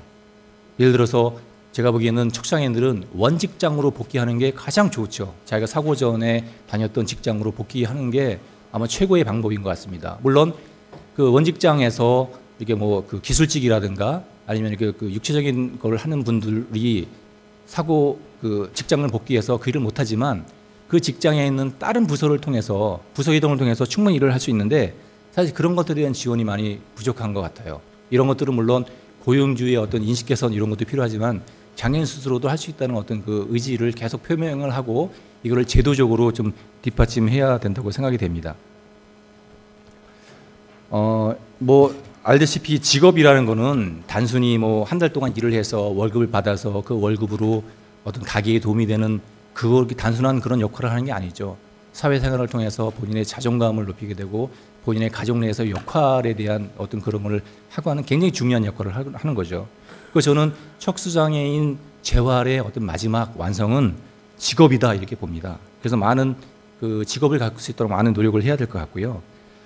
사실은 그 척수장애인들은 사고 전에 직장 생활을 했고 어떤 그 사회 경험이 있고 여러 가지 그런 것도 있지만 어떤 학력이 되게 높아요. 어떤 그런 면에서 볼 때는 그 직장 생활을 하고 어떤 직업을 복귀하고 자기 어떤 전문직을 가질 수 있는 기회가 되게 많다 이런 생각을 합니다. 여기 표에 보시면 미국의 예인데요. 미국 같은 경우는 뭐 사지마비죠. 사지마비나 하지마비의 경우에 봤을 때 뭐 대학을 졸업하거나 석사를 받거나 박사를 받는 어떤 그 그 학력에 따라서 이게 굉장히 그 직업을 가질 수 있는 그 기회가 되게 많습니다. 척수장애인들도 사고가 나서 하게 되면 협회에서는 학교 공부를 계속 하라고 얘기합니다. 그래서 저희가 뭐 그 대학하고 MOU를 맺어서 학교에 입학을 하면은 뭐 학비를 지원하거나 이런 얘기를 많이 하고 있고요. 최근 들어서는 뭐 석사라든가 박사 과정을 갖고 있는 재원들이 굉장히 많습니다. 근데 이 재원들이 사회에 나와서 뭔가 활용을 해야 되는데 여러 가지 부정적인 인식, 잘 될까 하는 어떤 그런 것들 때문에 저희 그 척수장애들 많이 활용을 못 하고 계시는 거거든요. 이런 것들은 좀 차제에 나중에 말씀드리겠지만 그 변화가 좀 필요하다고 생각이 됩니다. 협회는 그동안에 어떤 직업지원에 대한 의지를 많이 갖고 자체적으로 전문직을 양성을 하려고 많이 했고요. 사실 동료 상담가 같은 경우는 뭐 많은 단체에서 이런 일을 하고 있지만 동료 상담가, 정보 메신저, 그다음에 상담 전문가, 지역사회복지 코디네이터, 그다음에 그런 것도 하고 있고 또 저희가 2010년도에는 진검다리라는 어떤 그 인턴십 프로그램을 통해서 저희 중앙회에서 저희의 자체 예산으로 일을 하고 싶은 척수장애인들을 저희가 뽑아서 일을 해서 그분이 지금 아직까지도 협회에서 지금 일을 하고 있습니다. 이렇게 일을 할 수 있는 기회를 주는 것도 그냥 필요하다고 생각이 되고요. 아까 좀 그 말씀드렸지만은 뭐 e스포츠 심판관, 원격 컴퓨터 강사, 그다음에 이제 민간병원에 어떤 호스텔 설치하고 사회복지사를 취직을 시키고 저희가 사실 바리스타 이런 것도 교육을 했었습니다. 근데 사실 바리스타는 굉장히 그 생산력이 좋아야 되기 때문에 빨리빨리 일을 해야 되는데 저희 척수장애인들은 좀 그런 기동력이 떨어지죠. 그래서 그럼에도 불구하고 바리스타를 양성한 거는 척수장애인이 하나의 그 바리스타의 역할뿐만 아니라 그 카페의 어떤 매니저 역할을 할 수 있게 저희가 가르쳤어요. 그래서 5명이 그 저희가 양성을 했고 거기에 최초로 경수장애인 한 분이 바리스타 자격증을 땄고요. 아마 내일 바리스타 그 경진 대회를 나가는 걸로 알고 있습니다. 이런 걸 통해서 척수장애인들이 못할 게 없다라는 걸 좀 보여주고 싶습니다. 그리고 그 정책 연구 사업도 했고요. 그다음에 저희가 그 척수장애인 중에서 일을 하고 싶으신 분들에 대한 데이터베이스를 계속 모으고 있습니다. 그래서 그분들한테 어떤 저희한테 그 구직 요청이 오면 연결시켜주는 어떤 그런 것도 하고 있고요. 지금 이제 밖에 나가 보시면 저희가 이제 전시회를 하고 있는데 저희가 작년에 이제 직업 실태 조사를 통해서 척수장애인 중에서 50명을 저희가 인터뷰를 해서 그분들이 사회복귀를 하고 그 직업을 갖는 어떤 그런 걸 통해서 저희가 책자를 발간했고요. 그거에 대한 좀 전시를 하고 있습니다. 결론을 말씀드리겠습니다. 척수장애인 재활지원 사업은 예산이 확대가 되고 전국적으로 확대를 해야 된다 이런 말씀을 꼭 드리고 싶습니다. 항구적이고 체계적인 지원이 필요하고요. 사실은 물론 이제 뭐 올해는 이제 4억 5천만으로 예산을 받았지만 물론 이 돈이 그렇게 뭐 작은 돈은 아닙니다. 그러나 17개 지자체에 골고루 재활지원센터를 지원을 하려면 많은 예산이 필요합니다. 그래서 저희가 하나의 대안을 제시합니다. 지금 각 지자체마다 한 몇 군데를 제외하고는 각 지자체에서 어느 정도의 재활지원 그 사업으로 저희가 지자체에서 예산을 받고 있습니다. 그래서 이 국고하고 지자체의 어떤 지자체 예산하고를 매칭 펀딩 방식을 통해서 좀 많은 예산을 가려서 항구적으로 지원할 수 있는 방법에 대해서 그 복지부의 고민이 좀 필요하다는 생각이 듭니다. 말씀드렸지만은 전국의 그 병원에서 퇴원을 하고 나면 척수장애인에 대해서 지속적으로 관리를 해야 될 데가 없습니다. 복지관 못합니다. 아일센터 못합니다. 척수장애인협회가 할 수 있습니다. 척수장애인협회를 통해서 어떤 병원과 지역의 어떤 연착륙을 통하고 척수장애인들이 직업을 갖거나 일상의 삶을 가질 수 있도록 저희 재활지원센터를 지속적으로 좀 적극적으로 좀 지원해 주시길 바라겠습니다. 그다음에 그 척수장애인의 직업재활에 대해 지원에 대한 말씀을 드리겠습니다. 저희가 뭐 권역별 그 재활병원도 있고 대한민국에 공공기관이 되게 많습니다. 병원도 많이 있고요. 국립재활원도 있습니다. 근데 국립재활원에 척수장애인 의사분은 계시지만 척수장애인을 상담을 하고 뭔가 그 사회복귀 지원을 하실 척수장애인 당사자가 없습니다. 이거를 계속 말씀을 드렸는데도 잘 안 되시더라고요. 왜 안 되는지 모르겠습니다. 그 재활병원에 척수장애인이 직원으로 있다는 것만으로도 그 지역사회로 복귀할 수 있는 사회복귀를 할 수 있는 동기부여가 되거든요. 나도 할 수 있고 그분을 통해서 많은 정보를 얻고 힘을 얻을 수 있는데 이런 일에 좀 할 수 있으면 좋겠고요. 또 복지관 같은 데도 물론 그 뭐 경중의 장애인분들이 근무를 하고 계시지만 여기에도 척수장애인들이 적극적으로 좀 취업이 됐으면 좋겠다는 말씀을 드리고요. 그다음에 사회활동을 지원하려면 여러 가지 지원이 필요합니다. 이동보장구, 그다음에 그 도뇨를 할 수 있는 넬라톤 이런 것들도 보험화가 돼야 되고요. 특히 수동 휠체어, 여러분 타고 있는 수동 휠체어 지금 얼마짜리입니까? 거의 다 300만 원, 400만 원이 돼야 이 휠체어를 탈 수 있습니다. 이 휠체어를 타야 우리 어깨를 보호하고요. 어깨가 보호가 돼야 의료비를 절감할 수 있습니다. 근데 이 휠체어에 48만 원의 어떤 그 급여만 지급이 됩니다. 나머지 250만 원, 300만 원을 개인 부담을 해야 됩니다. 경제적 어려움이 있는데도. 또 사지마비 장애인들 굉장히 고가의 그 특수 휠체어를 타야 되는데 휠체어 800만 원, 1000만 원 합니다. 근데 이거 209만 원만 지급하고 있습니다. 어찌 이런 것들도 좀 현실화시켜서 어떤 보장구를 통해서 척수장애인들이 그 지역 그 사회업기를 할 수 있는 어떤 그런 계기가 마련됐으면 좋겠고요. 또 그 말씀드리고 싶은 거는 일을 현재 하고 있는 장애인에 대한 근로 유인 제도가 많이 필요하다고 생각이 됩니다. 우리나라는 일을 하는 사람들에 대한 특혜가 많이 없어요. 일을 안 하고 뭔가 이 수급권자나 차상위 계층의 어떤 제도가 많이 돼 있어서 어떤 근로 유인을 할 수 있는 제도, 예를 들면은 많은 장애인들이 근로를 할 때 가장 걱정하는 게 의료비거든요. 그러니까 직장을 다니시는 분들은 어떤 의료비에 대한 지원 같은 것도 필요했으면 좋겠고요. 또 4대 보험을 열심히 붙습니다. 10년도 붙기도 하고 15년도 붙는데 이거 60세가 돼야지 탈 수 있어요. 장애인들은 수명이 짧아가지고 뭐 보험도 잘 안 들어주는데 사실 어느 정도 조건이 되면 이 연금도 조기 수령할 수 있는 어떤 그런 제도가 필요할 것 같고요. 직장생활에서 받는 어떤 스트레스 이런 것들을 해결할 수 있게 어떤 레저 활동을 할 수 있는 어떤 바우처 이런 것도 좀 필요할 것 같습니다. 그다음에 아까 말씀드린 것처럼 척수장애인협회는 척수장애인의 특성을 너무나 잘 알기 때문에 척수장애인들의 어떤 직업활동 연계 어떤 이런 것들을 많이 하고 싶습니다. 그래서 지금 장애인개발원에서 중증장애인 직업재활 지원 어떤 그 사업을 하고 있는데 저희는 아직까지 못 하고 있습니다. 기회가 된다면 저희도 이 지원을 받아서 대한민국의 척수장애인들의 어떤 구직 구인 활동을 하는 것에 일조를 하고 싶습니다.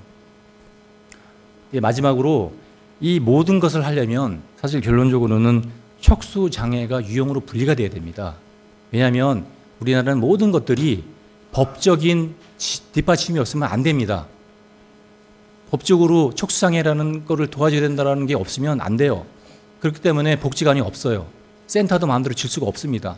그래서 뭐 그런 것뿐만 아니라 척수장애인을 제대로 효율적으로 사회복귀를 하고 일상의 삶을 되돌리기 위해서 또 척수 유형의 어떤 사각지대를 해소하고 어떤 앞으로 뭐 그 등급 폐지가 된다고 하는데 등급 폐지를 하게 되면 각각 유형에 맞는 어떤 특성을 살려서 어떤 그 지원을 하거나 서포트를 해야 되는데 그러기 위해서는 척수장애 유형 분리가 꼭 필요하다. 2003년도에 사실 2006년이군요. 그 3단계 장애 범주 확대 방안 연구를 통해서 척수장애가 유형 분리가 필요하다는 게 계속 연구가 되어 왔거든요. 또 2012년도에 장애연금공단에서도 연구를 했고 그럼에도 불구하고 지금 이게 안 되고 있는데 기회가 되면 꼭 척수장애를 유형 분리시켜서 그 유형 분리된 것을 통해서 어떤 법적인 지지를 받아서 대한민국의 많은 척수장애인들이 당당하게 자기 삶을 살고 사고 전에 어떤 자기 일상의 삶을 되찾고 당당하게 세금을 내는 대한민국의 권리와 의무를 다하는 그런 장애인이 됐으면 하는 그런 생각입니다. 고맙습니다.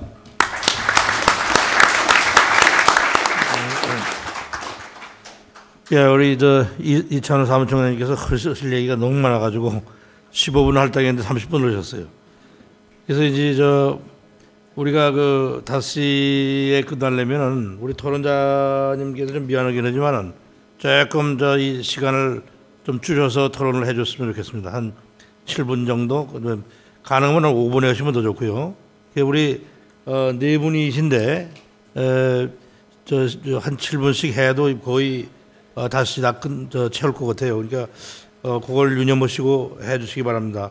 첫 번째 토론은 나사렛대학교의 박종균 교수님이신데 우리 이번에 박사학위 수여해가지고 박종균 박사님께서 첫 번째 토론을 맡으시겠습니다.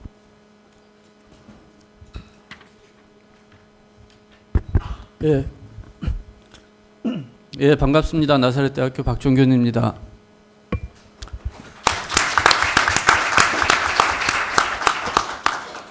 비 오는 날씨에 국회 진출하느냐고 고생하셨습니다. 저도 국회에 처음 와봤는데요. 고속도로를 운전하면서 오다 보니까 경북협회 차가 옆에서 나란히 앞서가니 뒤서가니 이러면서 왔는데요. 우리 멀리서 경북협회에서도 오시고 대전 뭐 이렇게 멀리서 다들 와주셨는데 이렇게 국회에서 하는 척수장애인 세미나가 올해는 방향 설정을 참 잘했다고 생각이 듭니다. 의사결정을 할 수 있는 분들, 예산권을 쥐고 있는 분들한테 우린 이런 게 필요합니다라고 분명히 말씀드릴 필요가 있었고요. 그리고 앞으로 이런 것들을 계기로 인해서 척수장애인들이 더 이상 힘들지 않고 어렵지 않고 같이 살아나갈 수 있는 그런 사회가 되었으면 좋겠다는 생각이 듭니다.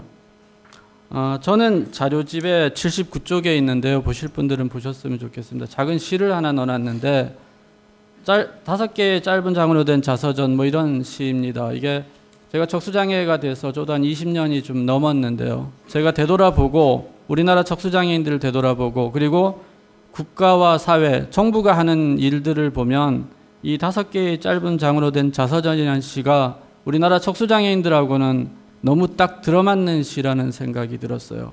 우리가 재활하는 과정, 사회복귀하는 과정에서도 그랬고 우리가 그 장애인 권리협약 아니면 장애인 복지법 아니면 뭐 헌법 이런 것들 통해서 보면 우리나라 척수장애인들은 당연히 사회복귀를 해서 완전한 사회 참여를 할 권리가 있죠. 그런데 실상은 그 권리를 누리지 못하고 있지 않습니까? 그래서 국가와 사회는 법을 지킬 의무가 있습니다. 우리는 그 법을 지키라고 요구할 권리가 있고요. 이 자리가 국가와 사회가 법을 지키라고 요구하는 자리라고 생각이 듭니다. 짧게 얘기하려니까 어디까지 해야 되는지 모르겠는데요. 저는 그 척수장애를 여러 가지 구분을 해봤는데 한 3가지로 구분을 먼저 해봤습니다. 삼중장애 그렇게 표현을 해봤는데요. 척수장애는 첫 번째 중증장애, 두 번째 중도장애, 세 번째 중복장애의 특징을 가지고 있습니다. 그러니까 삼중장애, 어떤 장애 유형보다도 심한 중증의 장애죠. 그 중에서 경수장애인들은 우리들끼리 얘기가 그 특등장애라고 특급장애라고 표현할 만큼 아주 중증의 장애를 가지고 있습니다. 그런데 이런 척수장애인들은 중도장애의 특징 때문에 사회 경험이 있어서 그 이력성 중도장애라고 표현을 하는데요. 사회 경험이 있어서 접근성하고 그다음에 심리적인 장애 수용하고 이런 것들만 해결되면 우리 사회에서 아까 사무총장님이 말씀하신 대로 얼마든지 그 사회에서 역할을 할 수 있음에도 불구하고 그런 심리적인 문제, 그다음에 접근성의 문제 이런 것들로 인해서 우리는 방치되어 있는 것이나 마찬가지죠. 그래서 그런 것들이 해결돼야 된다고 생각을 하고요. 그다음에 중도장애인으로 특징에서는 우리나라 그 척수장애인들이 보통 20대, 30대 장애를 많이 발생이 되는데요, 사고로. 이때는 이제 가정을 꾸리고 있거나 가장의 역할을 하죠. 그래서 척수장애 문제는 장애 당사자의 문제만이 아니라 가족의 문제이기도 하고 그리고 그 자녀들의 문제, 3차 문제까지 문제가 발생이 되죠. 저도 사실은 척수장애 이후에 이혼을 하고 가정이 해체되고 그리고 우리 아이들이 지금도 26살이나 됐는데 어려움을 겪고 있는 경험을 하고 있는 사람이거든요. 이렇게 여러 가지 문제가 있는 척수장애인들 사회복귀 당연히 해야 됨에도 불구하고 많이 어렵습니다. 그래서 그런 어려운 것들 왜 그럴까를 생각을 해봤는데요. 보통 의학 영역에서는 척수장애인들 그 재활 단계를 급성기, 재활치료기, 일상적응기, 뭐 사회적응기, 사회복귀기 이렇게 표현을 하고요. 재활 영역에서는 의료재활, 교육재활, 직업재활, 사회재활, 심리재활 이렇게 구분을 합니다. 문제는 이런 것들이 당사자 중심이 아니라는 거죠. 사회복귀를 하고 재활을 해야 될 사람들은 우리인데 척수장애인들인데 전문가들은 자기 나름대로의 체계와 틀을 가지고 있다는 거죠.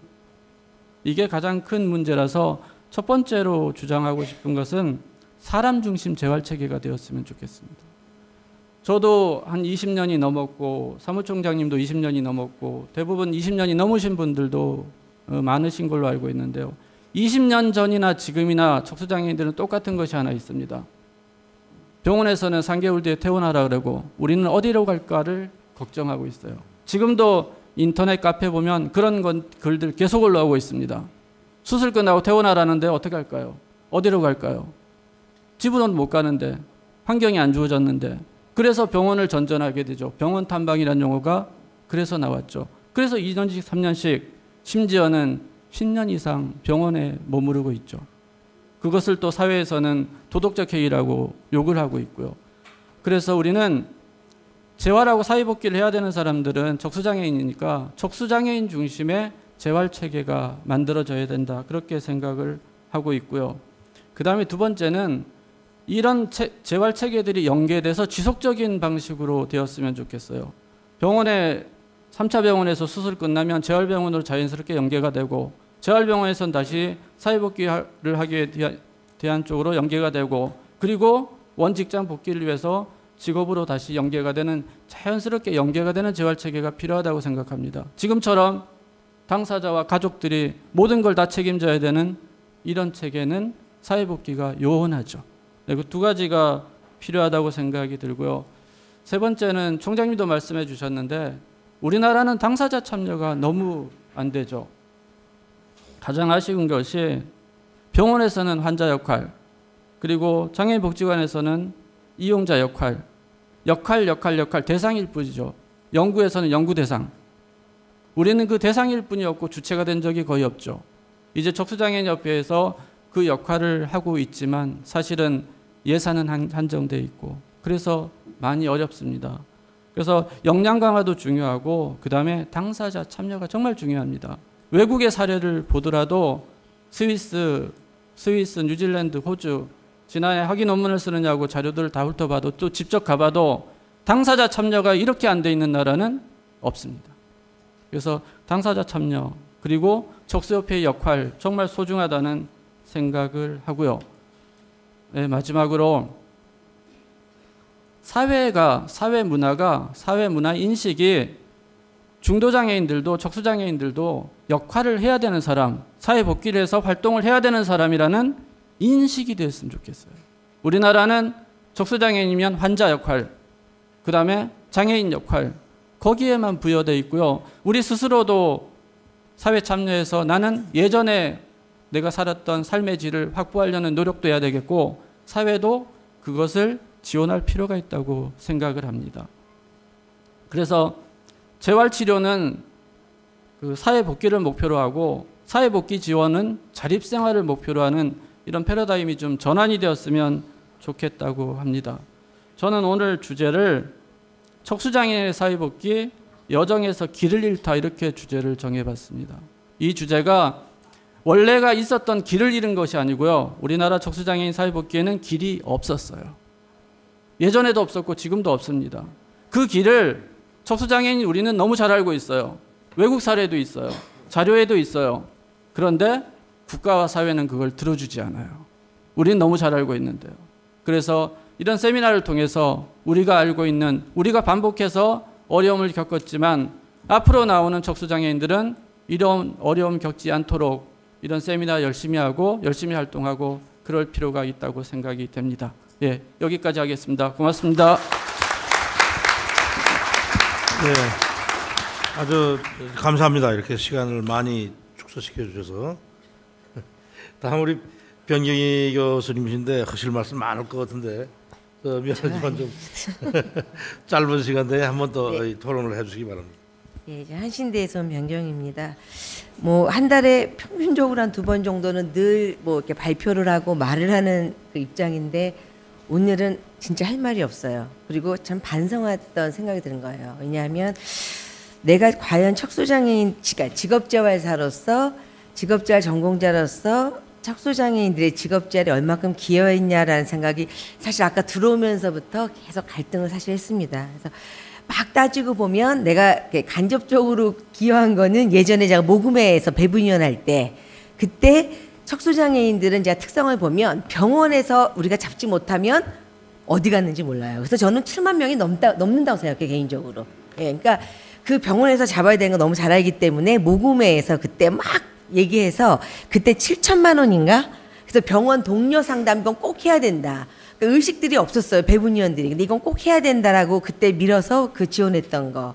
또 이제 맨날 장애인 개발원에 가면 척수장애인 협회에다가 우리 직업재활 사업 하게 하자라고 맨날 말 보태는 거. 또 교통장애인들 병원을 세우거든, 양평에요.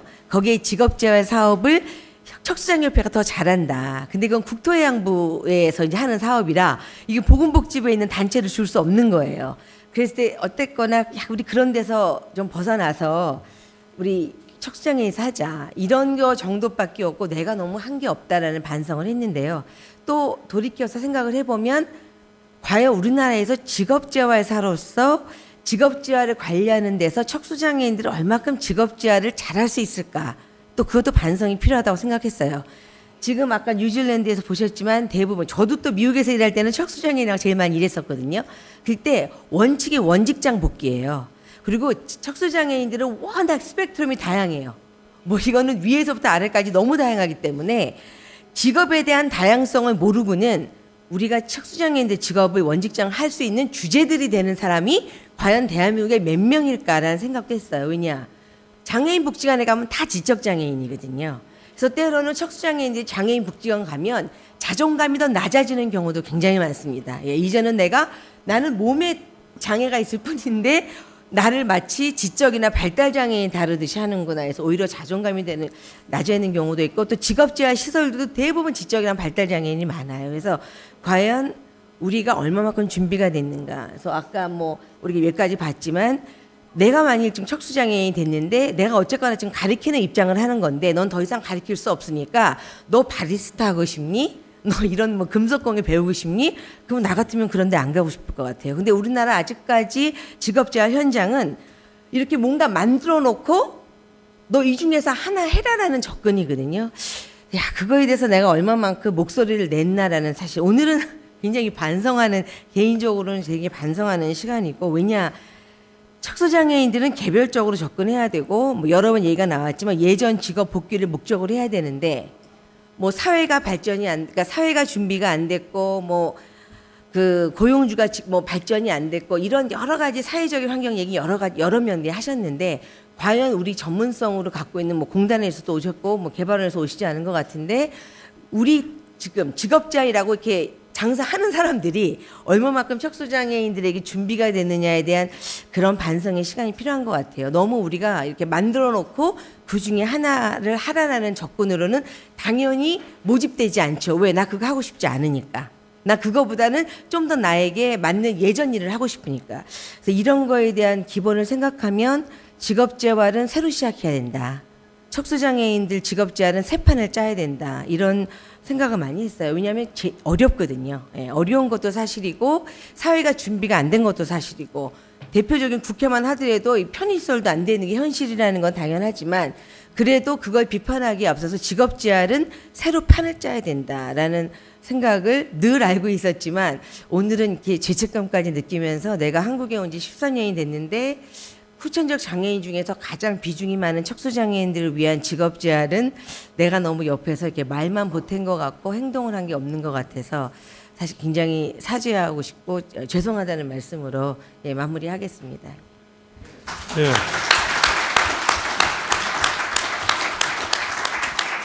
예, 아주 굉장히 강력한 토론을 해주셨습니다. 반성하는 토론을 하셨는데 저도 사실 마음은 우리 비슷합니다. 변 교수님하고.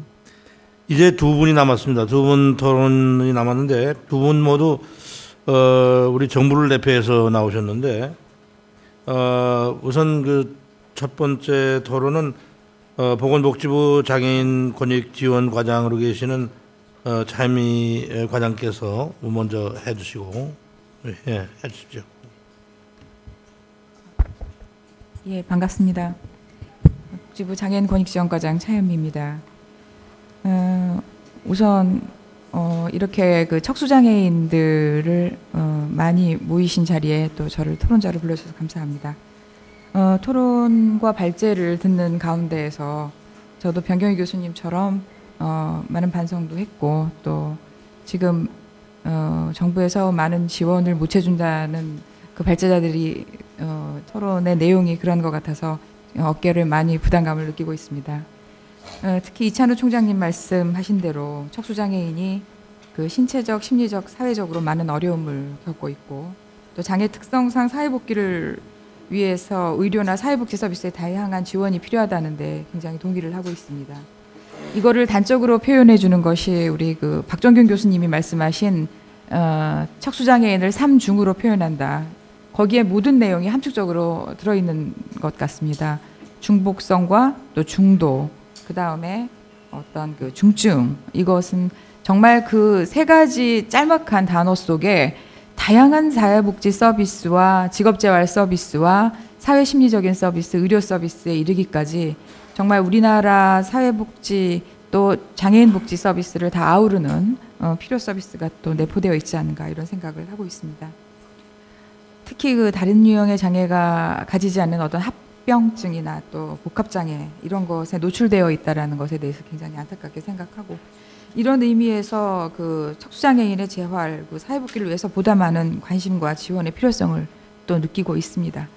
이런 의미에서 충분하거나 만족스러우시지는 않겠지만 복지부 차원에서 지금 현행 어떤 복지 서비스를 하고 있는지는 척수장애인 협회 사무총장님이신 이찬호 총장님께서 말씀을 다 해주셨고요. 다시 한번 간략히 말씀드리면 아까 말씀드린 그런 중복이나 중도나 중증의 그 장애를 가지고 있고 가족들의 문제, 그러니까 장애인 당사자 혼자만의 문제로 끝나는 것이 아니고 장애인 가족의 문제까지 모두 아우리는 문제. 그 다음에 이전까지 그 직업을 가지고 있고 고학력의 문제였기 때문에 그 장애 원인과 그거의 재활에 대한 어프로치도 맞춤형으로 달라야 된다는 문제. 또 동료 상담가의 문제는 또 자립생활센터에서 하는 거랑 좀 달라야 된다. 이런 필요성을 느껴서 지금 전문 프로그램을 지원하는 형식으로 해서 저희가 그 단체에 지원을 하고 있고 그 단체에서 몇 개 지부를 통해서 센터를 지원하고 있는 걸로 알고 있습니다. 또 박정균 교수님께서는 이게 지금까지는 너무 제공자 중심의 프로그램이었다고 생각을 하시지만 그것이 다 제공자 중심인과 동시에 장애인 당사자의 니드도 있었습니다. 예를 들어서 다치고 나시면 의료적인 필요가 있어서 의료재활의 필요가 있고 그것이 되고 나면 어느 정도 교육적인 직업훈련 교육도 받으시고 아니면 원 직장으로 복귀를 하실 필요도 있었고 또 그런 의미에서 직업재활도 필요했다고 생각합니다. 그 다음에 사회문화적인 또는 그 심리적인 재활을 위해서 그 지원도 필요했고요. 또 지금은 또 한 단계 더 올라가서 문화적인 필요에 맞추기 위해서 문화적인 바우처 프로그램까지 진행되고 있는 것으로 알고 있습니다.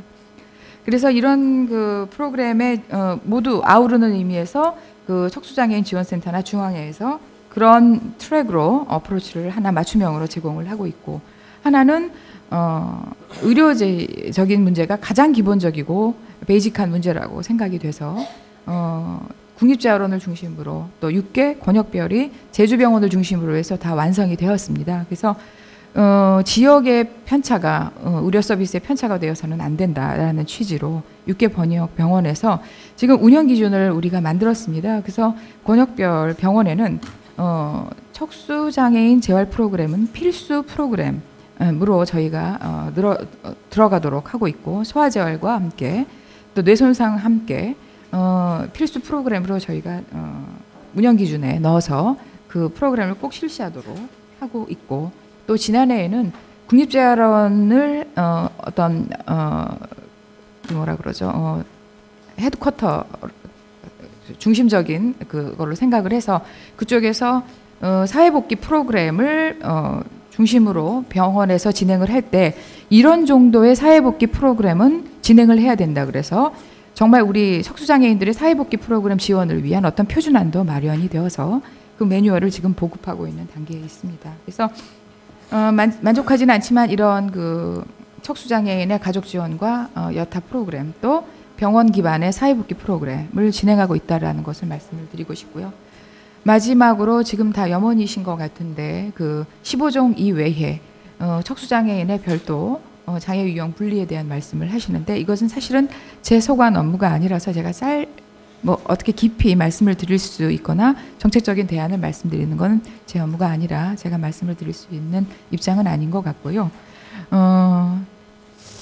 척수장애인도 역시 지체장애인의 일부로 지금 저희는 편의시설이나 접근 방식에 대해서 생각을 하고 있습니다. 좀 돌이켜보면 장애 유형이 지금 3단계로 업그레이드돼서 세분화되어 있었습니다. 1981년도에는 장애 종류가 4종류가 있었습니다. 심신장애자 복지법에. 그래서 시각, 청각, 지체, 정신지체 이렇게 아주 심플한 4분류가 있었어요. 그 다음에 2000년대에 들어가면서 10분류로 늘어났습니다. 그것이 2003년도가 되면서 15분류로 더 세분화가 됐습니다. 그래서 장애인이 지금 척수장애인이 6, 7만 명이 된다고 하셔서 안면이나 기타 다른 간질 장애인하고 좀 더 수적으로 많기 때문에 그거에 대한 필요가 느끼신다고 하시면 그것은 해당 정책과와 또는 다른 분과 좀 신중한 검토와 토의를 거쳐서 그것에 대한 논의를 해보시는 것이 좋으리라고 생각합니다. 만족하지는 않지만 여기까지 저희 토론을 마치도록 하겠습니다. 감사합니다. 예, 감사합니다. 예, 여러 가지 긍정적인 말씀을 해주신 것에 대해서 감사합니다. 예, 마지막 토론은 이명록 고용노동부 장애인 고용과장님께서 해주시겠습니다. 예. 예, 반갑습니다. 예, 오늘 이 척수장애인 여러분과 이렇게 고용 문제, 이렇게 일하는 문제를 같이 토론할 수 있는 자리를 마련해 주셔서 일단 감사드리고요. 아까 발제자께서도 말씀하셨는데 세금 내는 장애인이 되고 싶다라는 말이 참 와닿네요. 저희가 하고 있는 일이 결국 그 고용에 관한 문제이기 때문에 세금을 잘 내시려면 결국 일을 해야 가능한 문제이고 그래서 전적으로 공감하는 바입니다. 특히 이제 척수장애인 분들 보니까 통계를 보니까 학력도 상대적으로 장애인 분들 중에서 높으시고 그다음에 나이도 상대적으로 좀 젊으신 것 같고 그다음에 장애를 입기 전에 직업 경험이 굉장히 높네요. 약 80%가량이 직업을 가지셨고 그래서 굉장히 이 일하는 문제는 중요한 문제인 것 같습니다. 그래서 저희 부에서도 어쨌든 미흡하지만 여러 가지 노력을 하고 있습니다. 그래서 그 노력하는 것들을 좀 소개를 해드리면요. 물론 이제 척수장애인에 한정된 그런 저희 정책들은 아니지만 척수장애인을 포함한 지체장애인들께서도 같이 이용할 수 있는 그런 정책들입니다. 첫 번째로 아까 보조공학기기를 말씀을 해주셨는데, 그러니까 아무래도 이제 움직이시는 게 조금 부자연스러우시니까 저희들이 이제 그 기계의 힘을 빌려서 이렇게 일터에서 일할 수 있도록 도와드리는 게 이제 보조공학기기 사업인데요. 휠체어 같은 경우도 이제 고가라서 부담스럽다고 그러셨는데 저희 사업장 내에서 그러니까 사업주에게 회사에 신청을 하게 되면 휠체어나 이런 것도 지원을 받을 수 있습니다. 저희 장애인 고용공단에서 그거를 무상으로 임대를 해주는 것도 있고 그다음에 그냥 무상으로 드리는 것도 있고 그런 두 가지가 있기 때문에 그런 것들을 활용하시면 될 것 같고요. 그다음에 금년 들어서 이제 척수장애인분들은 아무래도 출퇴근이 이제 직장을 가지고 계셔도 출퇴근이 좀 힘드실 것 같아요. 그래서 처음으로 저희가 그 차량을 개조할 수 있는 비용을 지원해드리는 제도를 올해 시행했습니다. 그래서 핸드 컨트롤라든지 뭐 이런 하여튼 차량을 쉽게 이렇게 운전할 수 있도록 하는 그런 장치를 부착한다거나 아니면 그 운전 보조기기 이런 거를 이제 출퇴근용으로만, 그러니까 저희는 이제 직장 고용과 관련된 지원을 한정하기 때문에 그런 출퇴근용으로 했을 경우에 최대 1,500만 원까지 개인에게 이렇게 지원해드린 그런 제도를 올해부터 이제 시행을 하고 있기 때문에 많이 이용을 해주시고요. 그 다음에 이제 다른 사람의 도움을 받아서 일을 할 수 있도록 도와드리는 제도도 운영을 하고 있습니다. 이제 많이 들어보셨겠지만 근로지원인 제도라고 해서 핵심적인 업무는 이제 장애인 본인이 수행을 하시고 보조적인 업무, 예를 들면은 휠체어 이동을 도와준다거나 아니면은 뭐 물건 드는 거 도와준다거나 이런 이제 보조적인 업무를 지원해주는 분들이 이제 근로지원인인데 저희들이 그 근로지원인들을 신청을 하게 되면 이렇게 보내드립니다.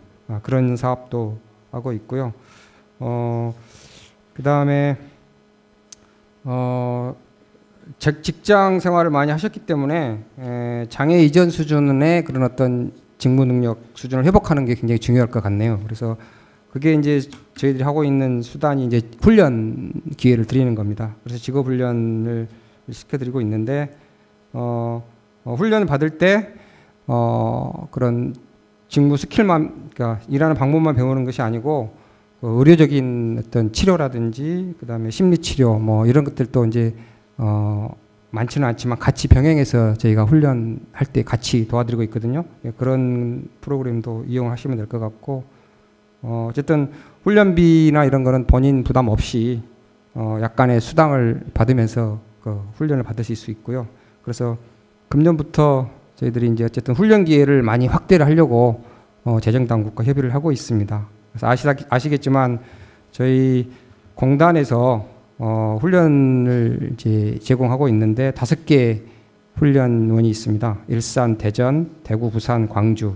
그래서 수도권에는 일산에 있는데 기숙사 생활이 원칙입니다. 그래서 기숙사 생활을 하시면서 훈련을 받으실 수 있고요. 근데 이제 취업률이 90% 이상 굉장히 높기 때문에 이런 부분들을 신청하시면 활용을 하실 수 있을 것 같습니다. 그리고 그다음에 저희들이 이제 또 일하고 싶어 하시는 분들을 위해서 일하고 싶어 하는데 어떻게 해야 될지 모르겠다라는 분들을 위해서 취업 성공 패키지라는 사업을 하고 있습니다. 그래서 공단 지사에 신청을 하시면 처음에 이제 진단부터 시작해서 문제가 뭔지, 진로를 어떻게 어떤 분야에 어떤 자리에 취업을 해야 될지 이런 것들을 그 전문가들이 이렇게 같이 상담을 해서 진로를 정해주고 훈련을 받아야 된다 그러면 훈련 프로그램도 안내를 하고 그다음에 끝나면 일자리 알선도 시켜드리고 합니다. 그래서 뭐 개인적인 상담도 해드리면서 또 같이 이 장애인분들끼리 같이 모여서 하는 뭐 집단 상담도 해드리고 여러 가지 프로그램들이 있기 때문에 이 프로그램도 활용을 하시면 도움이 많이 될 것 같고요. 그다음에 아까 처음에 사례 발표하실 때 이제 그 척수 장애인을 위한 그런 직업군 개발 이런 사례 발표를 해주셨는데 맞습니다. 뭐 콜센터 서비스라든지 이거는 가만히 앉아서도 하실 수 있기 때문에 그런 업무라든지 아니면은 원격으로 이렇게 그 인터넷 그 서비스 그 지원해주는 인터넷 강사, 원격 인터넷 강사 뭐 이런 것들을 계속 개발을 해왔는데 중요한 건 이런 것들이 이제 확산이 되는 거고 현장에서 이렇게 적용이 되는 것이 중요하다고 생각을 하고 있습니다. 그래서 개발뿐만 아니라 현장에서 이렇게 적극 활용될 수 있도록 그렇게 노력을 할 거고요. 아울러서 이제 추가로 몇 가지 그런 직무 외에 추가로 척수장애인 협회라든지 공단, 그다음에 구인기업 이렇게 같이 협업을 해서 개발을 해 나가도록 그렇게 노력을 하겠습니다. 그리고 특히 이제 요즘에는 저희 부에서 추진하는 게 이제 시간제 근로, 그러니까 시간 선택제 근로라 그래서 풀타임 8시간 일을 하기 힘든 분들을 위해서 시간제로 일을 할 수 있는 것을 많이 지금 권장을 하고 있고 지원을 하고 있습니다. 그래서 그런 시간제 근로도 활용을 하시면 도움이 많이 될 것 같고요. 그다음에 근로유인제도 아까 말씀하셨는데 이건 이제 복지부하고도 협의를 해야 되겠지만 어쨌든 저희들은 일을 하는 게 복지 수급을 하는 것보다 유리하도록 해야 된다는 게 저희 부의 기본 방침입니다. 그래서 어쨌든 뭐 의료비라든지 이런 것들 수급권을 연장해 준다든지 이런 노력들은 계속 해나가야 될 것 같고요. 그다음에 그 마지막으로 이제 원직장 복귀 그리고 개인 맞춤형 서비스가 필요하다라는 지적을 토론자 분께서도 하셨는데 이것 굉장히 중요한 것 같습니다. 그래서 개개인에 맞는 그런 맞춤형 서비스를 제공할 수 있도록 그렇게 최대한 노력을 하도록 하겠습니다. 이상입니다. 네.